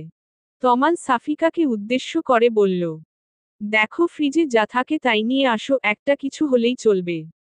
সাফিকা ফ্রিজ খুলে দেখে যে ঠান্ডা ভাত আর তরকারি আছে, আর বাকি যা আছে সব ঠান্ডা। এত রাতে এগুলো গরম করার চাইতে গরম কিছু রান্না করাই ভালো। সাফিকা রান্নাঘরের দরজাটা বন্ধ করে নেয় যেন কারোর কোনো অসুবিধা না হয়, এত রাতে সবাই ঘুমাচ্ছে। তারপর নুডলস সেদ্ধ করে ফ্রিজ থেকে আগে থেকে কেটে রাখা পেঁয়াজমরিচ দিয়ে আর ডিম দিয়ে নুডলসটা রান্না করে তমালের জন্য নিয়ে যায়। সাফিকা রান্নাঘর থেকে বের হতেই দেখতে পায় যে তুষার ফ্রিজ থেকে ঠান্ডা পানি বের করে খাচ্ছে। দুজন দুজনকে দেখে চমকে যায়। তারপর তুষার সাফিকার দিকে এগিয়ে গিয়ে বলে, এত রাতে তুমি রান্নাঘরে কি করছো? সাফিকা আমতা আমতা করে বলল, আপনার ভাইয়ের ক্ষুধা পেয়েছে তাই। আসলে রাতেও কিছু খায়নি। এখন কি অবস্থা ভাইয়ার? জ্বর কি কমেছে? হ্যাঁ, এখন একটু সুস্থ। তাই বলে তুমি এত রাতে রান্না করবে? ভাইয়ার কি জ্ঞানকান বলে কিছু নেই? এত রাতে তোমাকে রান্না করতে পাঠিয়েছে।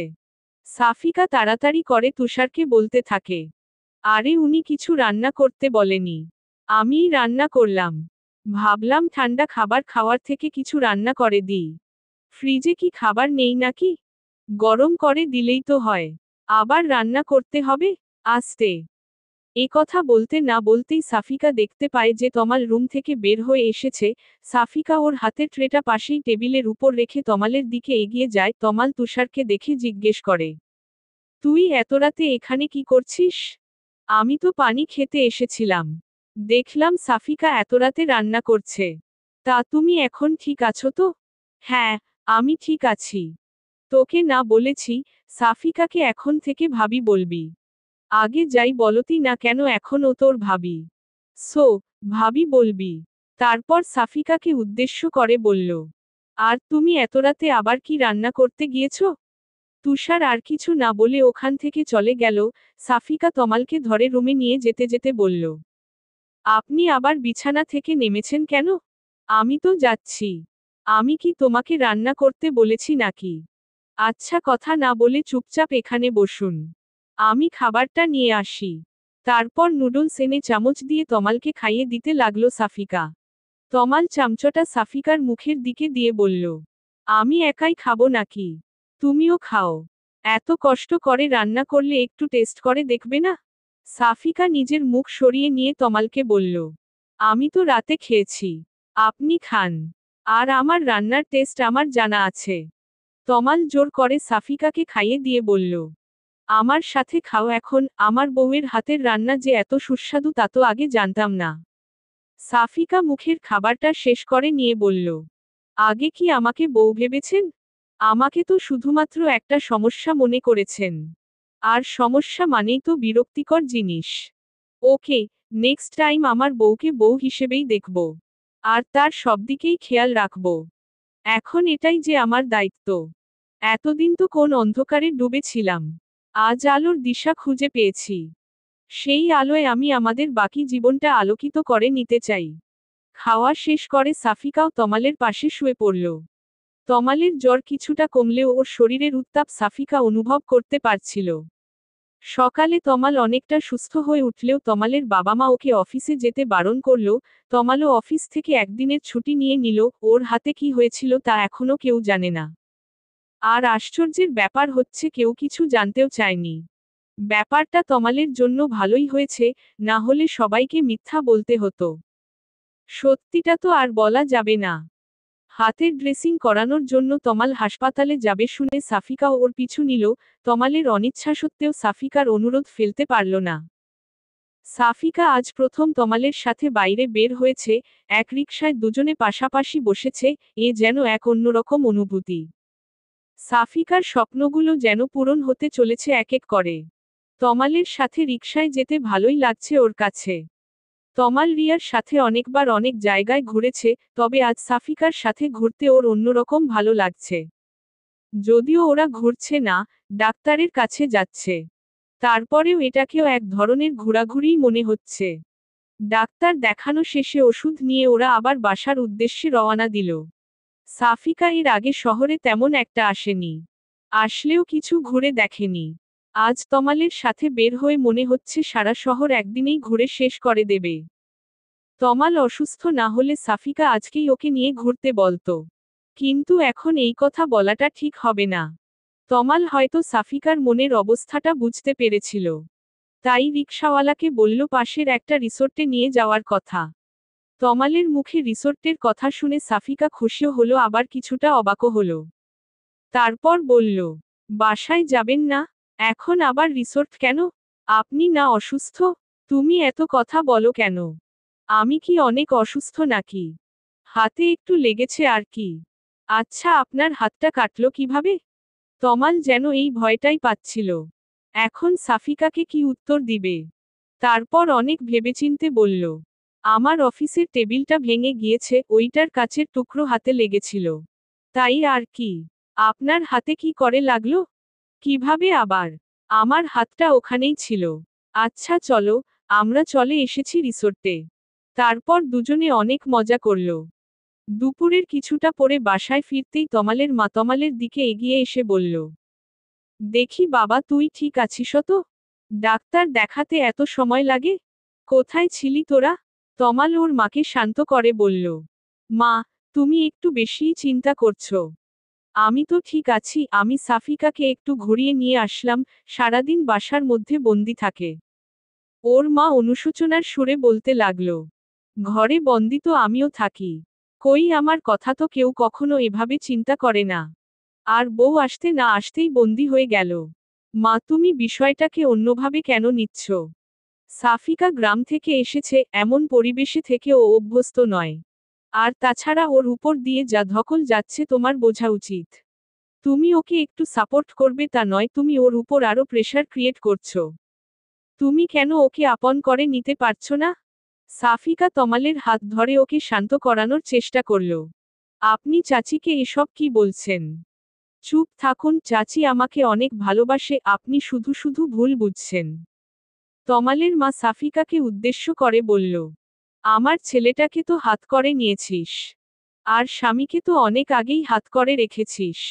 আমাকে হাত করা অত সহজ নয়। বলেই উনি ওখান থেকে চলে গেলেন। তমাল নিজের মাকে বুঝানোয় ব্যর্থ হয়ে সাফিকার সাথে রুমে চলে গেল। সাফিকার মনটা খারাপ হয়ে গেল। ওর জন্য ওর চাচি তমালকে ভুল বুঝছে। আর তমালেরও ওর মায়ের সাথে সম্পর্কটা নষ্ট হয়ে যাচ্ছে। এভাবে চলতে দেওয়া যায় না। সানিয়া আজ ফোন করে জানালো যে, সাফিকার বিয়ে হয়ে গেছে শুনে রিমন নাকি আবার বিদেশে চলে গেছে। কথাটা শুনে সাফিকা যেন খুশিতে লাফিয়ে উঠল। তমাল অনেকদিন পর সাফিকাকে এত খুশি দেখে জিজ্ঞেস করল, কি ব্যাপার, আজ এত খুশি? সাফিকা খুশিতে তমালকে জড়িয়ে ধরে বলল, ওই রিমন ইডিয়টটা আমার বিয়ের কথা শুনে আবার বিদেশে চলে গেছে। আমার কি যে আনন্দ লাগছে। আমি আবার বাড়ি যেতে পারবো, আনন্দে ঘুরে বেড়াবো। ভাবতেই ভালো লাগছে। তমাল সাফিকার কাঁধে হাত রেখে বলল, আমাকেও নেবে নাকি একাই পাড়ি জমাবে? তমালের কথা শুনে সাফিকা যেন মেঘ না চাইতেন জল পেয়ে গেল। খুশির পরিমাণ দ্বিগুণ করে বলল, আপনি যাবেন আমার সাথে? তুমি নিলে তো যেতেই পারি। আগে ছিল দাদু বাড়ি, এখন তো শ্বশুর বাড়ি। যেতে তো হবেই। তবে কিছুদিন ওয়েট করতে হবে। পারবে তো? হুম, খুব পারবো। তারপর সাফিকা দিন গুনতে শুরু করল যে, কবে বাড়ি যাবে। ধূসর আকাশ। ৮ম পর্ব, শেষ পর্ব। স্নিগ্ধতা প্রিয়তা। সাফিকার অপেক্ষার প্রহর শেষ হয়েছে, কয়েক মাস পর ও ওর নিজের গ্রামে ফিরবে। তমালের অফিসে কিছুদিনের ছুটি হয়েছে পূজার, আর এই ছুটিটাকেই ও কাজে লাগাতে চায়। সাফিকা কাল থেকে ব্যাগ গোছানো শুরু করেছে, আজ সকাল থেকে বারবার শুধু ঘড়ি দেখছে যে, কখন বের হবে। তমালের মায়ের মনটা কিছুটা খারাপ। উনি ভেবেছিলেন যে তমাল হয়তো সাফিকাকে মেনে নিতে পারবে না। কিন্তু এখন দুজনকে একসাথে দেখে কিছুটা মন খারাপ হলেও নিজের ছেলের হাসিমুখ দেখে সব ভুলে গেছেন। উনি তো এটাই চেয়েছিলেন যে তমাল খুশি থাকুক। সাফিকার সাথেই যদি তমাল খুশি থাকে তাতে ক্ষতি কি? সাফিকা ভেবেছিল যে তমালের মা গোমরামুখে ওদের বিদায় দিবে, কিন্তু বের হওয়ার একটু আগে তমালের মা সাফিকাকে ডেকে পাঠালো। তারপর সাফিকার হাত দুটি ধরে বলতে লাগলো, সাফিকা তুই আমাকে ক্ষমা করে দিস। নিজের চাচি হয়েও তোকে অনেক কষ্ট দিয়েছি। কিন্তু তুই আমার কত খেয়াল রেখেছিস, আমার পরিবারের জন্য তোর মতো মেয়েই ঠিক। আমার সংসার, পরিবার সব কি সুন্দর করে গুছিয়ে ফেলেছি সেই কদিনে। আমি আসলে তমালের বিষণ্ণতাকে মেনে নিতে পারছিলাম না। আমি ওর জন্যই তোকে দেখতে পারতাম না, আমি বুঝতে পারিনি যে একটা ভালো বউ হলে ভালোবাসা দিয়ে সে সবকিছু জয় করে নিতে পারে। এখন আমার তুষারের জন্য এমন লক্ষ্মী একটা মেয়ে পেলেই হবে। এটুকু বলতেই উনি কান্না করে দিলেন। সাফিকা ওর শাশুড়ির হাতে হাত রেখে বলতে লাগলো, চাচি আপনার জায়গায় অন্য কেউ হলেও হয়তো একই কাজ করত। সব মায়েরাই চায় যে তাদের সন্তান সুখে থাকুক। আপনিও তাই চেয়েছিলেন, এতে দোষের কিছু নেই। আর আমি কষ্ট পেয়েছি ঠিক, তবে আপনি তো আমার উপর কোনো অত্যাচার করেননি। আর এই কদিনের জমিয়ে রাখা কথাগুলো না হয় আমরা সারা জীবন ধরে চালিয়ে যাব। এখনো চাচি, মা বলবি না? আমার তো এখন দুইটা মেয়ে, তোরি আর তুই। আর এই গয়নাগুলো রাখো। এগুলো তমালের বউয়ের জন্য গড়িয়ে রেখেছিলাম। এতদিন দেইনি, তবে আজ সময় এসেছে এগুলো তার প্রকৃত হকদারের কাছে পৌঁছানোর। সাফিকা ওর শাশুড়ির হাত থেকে গয়নাগুলো নিতে নিতে বলল, এগুলোর কি দরকার ছিল? আপনাদের ভালোবাসাই আমার কাছে যথেষ্ট। একটা মেয়ের কাছে তার পরিবারের ভালোবাসার চাইতে বড় আর কি হতে পারে? মা! সাফিকার মুখে মা ডাক শুনেই উনি সাফিকাকে জড়িয়ে ধরে কান্না করতে থাকেন। তারপর বলেন, আমার ছেলেটাকে ওখানে দেখে শুনে রাখিস মা। মায়ের মন বুঝিসই তো। আপনারাও চলেন, অনেকদিন যান না, ভালো লাগবে সবাই একসাথে গেলে। তমালের মা মিষ্টি একটা হাসি দিয়ে বললেন, বিয়ের পর তমাল প্রথম শ্বশুরবাড়ি যাচ্ছে। সেখানে আমরা সবাই কি করে যাই। এইবার তোরা ঘুরে আয়, এরপর আমরা সবাই একসাথে যাব।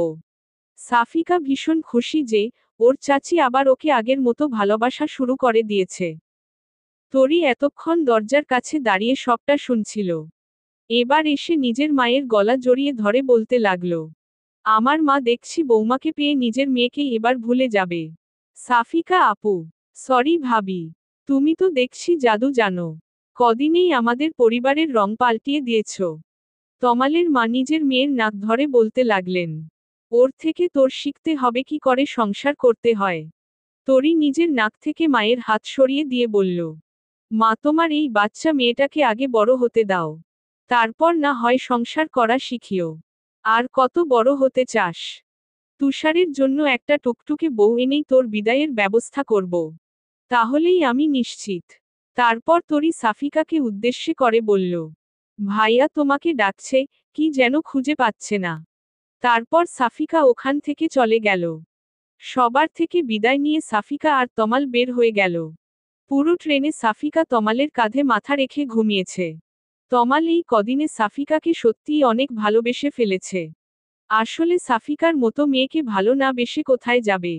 স্টেশনে পৌঁছানোর আগেই সাফিকার ঘুম ভেঙে গেল। স্টেশন থেকে নেমে ওরা একটা রিকশা নিল।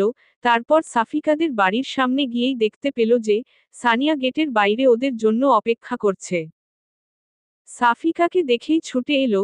সাফিকাও রিকশা থেকে নেমেই সানিয়াকে জড়িয়ে ধরল। তমাল রিকশা ভাড়া দেওয়া বাদ দিয়ে নীরব দর্শকের মতো দুই বোনকে দেখতে লাগল। সানিয়া ওর মাকে জোরে জোরে ডাকতে লাগল। ওর ডাক শুনে শুধু ওর মা নয়, আশেপাশের অনেকেই জমা হলো। এতদিন পর সাফিকাকে দেখে সবাই অনেক খুশি। তমালকে যেন কারো চোখেই পড়ছে না। তমাল রিকশা ভাড়া মিটিয়ে ব্যাগগুলো নিতে যাবে তখন সাফিকার বাবা এসে একটা ছেলেকে ইশারা করতেই ব্যাগ নিয়ে বাড়ির ভেতরে চলে গেল। সাফিকার বাবা সবাইকে উদ্দেশ্য করে বলল, এই যে আমার সাফিকার বর। তোমরা তো পাগল হয়ে গিয়েছিলে ওকে দেখার জন্য। এইবার দেখো। সাফিকার বাবার কথা শুনে সানিয়া আর সাফিকা সহ সবাই ওইদিকে তাকালো। সাফিকার পাশের বাড়ির এক চাচি বলে উঠল, এত আমাদেরই ছেলে। একে আর নতুন করে দেখার কি আছে? তারপর আস্তে আস্তে সাফিকাদের বাড়ির সামনে থেকে ভিড় কমতে লাগলো। সাফিকা অনেকদিন পর নিজের রুম পেয়ে ভীষণ খুশি। ফ্রেশ হয়েই বিছানায় শুয়ে পড়ল। তমাল ফ্রেশ হয়ে বাথরুম থেকে বের হয়ে দেখে যে সাফিকা শুয়ে আছে। তমাল বিছানায় বসে বলল, নিজের বাড়ি এসে আমাকে দেখছি বলেই গেছো। আমার কথা কি মনে আছে? তমালের কথা শুনে সাফিকা বিছানা থেকে উঠে পড়ল। এতক্ষণ তমালের কথা ওর আসলেই মনে ছিল না। এবার তমালের দিকে তাকিয়ে বলল, আপনাকে কি করে ভুলতে পারি বলুন? এরকম জলজ্যান্ত একজন মানুষ সামনে থাকতে তাকে ভুলে যাব? তমাল সাফিকার দিকে এগিয়ে যেতে যেতে বলল, আমার তো তাই মনে হচ্ছে। আপনার মনে হলেই হলো। আমাদের গ্রামে এসেছেন। আজ আমি আপনাকে সারা গ্রাম ঘুরে দেখাবো। আজকেই। তুমি ক্লান্ত হয়ে যাওনি? আর এমনভাবে বলছো যেন এই গ্রামে আমি প্রথম আসলাম। নিজের বাড়িতে আসতে কেউ ক্লান্ত হয়? আমার তো এখনই ছুটে যেতে ইচ্ছে করছে। যাবেন? নিজের গ্রাম হলেও আপনি এখনো এর কিছুই চিনেন বলে মনে হয় না। তা অবশ্য ঠিক। আর এখন যাবে? মাত্র আসলাম। তমাল কথা বলতেই সানিয়া ওদের রুমে ঢুকে পড়ল। সাফিকা আর তমাল পাশাপাশি শুয়ে আছে দেখে সানিয়া মুখ ঘুরিয়ে নিয়ে বলল, সরি, আমি নক না করেই রুমে ঢুকে পড়েছি। আসলে মা ডাকছে খাওয়ার জন্য। তমাল আর সাফিকা উঠে বসল। তারপর তমাল বলল, মুখ ঘুরাতে হবে না, ভেতরে আসো। বসো। সানিয়া চলে যেতে যেতে বলল, এখন বসবো না, তাড়াতাড়ি আসুন। ক্ষুধা লাগেনি আপনাদের? খাওয়া দাওয়ার পর সাফিকা সানিয়ার সাথে গ্রাম দেখতে বেরিয়ে পড়ল। তমাল অনেক ক্লান্ত ছিল তাই শুয়ে পড়ল। সন্ধ্যা হয়ে গেছে তবুও সাফিকাদের ফেরার নাম নেই। তাই তমাল ওদের খুঁজতে বেরিয়ে পড়ল। কিন্তু ও গ্রামের তেমন কিছু চিনে না। কোথায় বা ওদের খুঁজবে? সানিয়া আর সাফিকা বাড়ি ফিরে আসলেও যে ওদের খুঁজতে বেরিয়েছে সেই তমালের আর খোঁজ নেই। ফোনটাও রেখে গিয়েছে। সন্ধ্যা কেটে রাত হয়ে যাচ্ছে তবুও তমালের ফেরার নাম নেই। সাফিকা ভীষণ চিন্তায় পড়ে গেল। এদিকে তমালের মা ফোন দিচ্ছে বারবার। সাফিকা কি বলবে বুঝতে পারছে না। সবাই খুব চিন্তা করছে, সাফিকার বাবা লোক পাঠিয়েছে তমালকে খোঁজার জন্য। নিজেও খুঁজতে বেরিয়েছে। রাত কিছুটা গভীর হয়ে গেছে, সাফিকার কান্নাগুলোকে চেপে রেখে তমালের ফেরার অপেক্ষায় আছে। এমন সময় সাফিকার বাবা তমালকে নিয়ে আসলো। তমালের মাথায় কেউ একজন লাঠি দিয়ে আঘাত করেছে পেছনে থেকে। সেই একজন আর কেউ নয়, চেয়ারম্যানের ছেলে রিমন। তার মানে ও বিদেশে যায়নি, সবাইকে মিথ্যে বলেছিল যেন সাফিকা গ্রামে আসে, তমালকে আরও মারত। কিন্তু ভাগ্যক্রমে সেখানে সাফিকার এক চাচা সেখানে পৌঁছে যায় আর তাকে দেখে রিমনরা চলে যায়। কারণ ওর চাচার সাথে আরও কিছু লোকজন ছিল, উনারা একটা কাজ থেকে ফিরছিলেন। তারপর উনারাই তমালকে ডাক্তারের কাছে নিয়ে গিয়েছিল। তমালের ব্যান্ডেজ করা শেষ হলেই উনারা সাফিকার বাবাকে খবর দেয়। আর বাড়ি নিয়ে আসে তারপর। তমালের মাথায় ব্যান্ডেজ দেখেই সাফিকা ছুটে যায় ওর কাছে। তারপর কান্না করতে করতে বলে, আপনি একা কেন বের হয়েছিলেন? কালকেই আমরা ফিরে যাব। আর আপনাকে এখানে আসতে দিব না। তমাল রুমে গিয়ে সাফিকাকে শান্ত করে বলল, আরে কিছুই হয়নি। আমি ঠিক আছি এখন। তুমি চিন্তা করবে বলে তোমাকে জানাতে বারণ করেছিলাম। হাসপাতালে গিয়ে কান্নাকাটি শুরু করতে। আর ওই রিমনের ভয়ে তোমাকে ফিরে যেতে হবে না। আমি পুলিশে খবর দিয়েছি, ওরা ওর ব্যবস্থা করবে। আমরা যে কয়দিন আছি ও আর আমাদের বিরক্ত করতে পারবে না। আর বাসায় কথা জানানোর প্রয়োজন নেই। মা অযথা চিন্তা করবে। সাফিকা তমালের মাথাটা ঘুরে ফিরে দেখছিল। তমাল একটানে সাফিকাকে নিজের বুকে টেনে নিয়ে বলল, তুমি পাশে থাকলে এসব ছোটখাটো আঘাতে আমার কিছুই হবে না। তুমি তো আছোই সেবা করার জন্য। বউয়ের সেবা পেলেই আমি সুস্থ হয়ে যাব। সাফিকা তমালকে আরো শক্ত করে জড়িয়ে ধরে বলল, আর কখনো এমনটা করবেন না। নিজের খেয়াল রাখতে পারেন না। আপনার কিছু হয়ে গেলে আমার কি হবে? মাকে কি জবাব দিতাম? আচ্ছা এখন তো আমি ঠিক আছি নাকি? এইবার কান্না থামাও। আর একটু হাসো। এই অবস্থায় কেউ হাসতে পারে? তুমি হাসো। তারপর সাফিকা ওর মনে থাকা সব শঙ্কাগুলো তমালকে জানায়। তমালকে না পাওয়ায় ও কিসের কিসের ভয় পাচ্ছিল। সেগুলো শুনে তমাল হাসতে থাকে। পরদিন দুপুরের মধ্যেই তমালের মা বাবা, তরি, তুষার সবাই এসে হাজির হয়। তমালের মা তমালকে জড়িয়ে ধরে কান্না করতে থাকে। তমাল মানা করলেও সাফিকার বাবা ওর বাবাকে সবটা জানিয়ে দিয়েছে।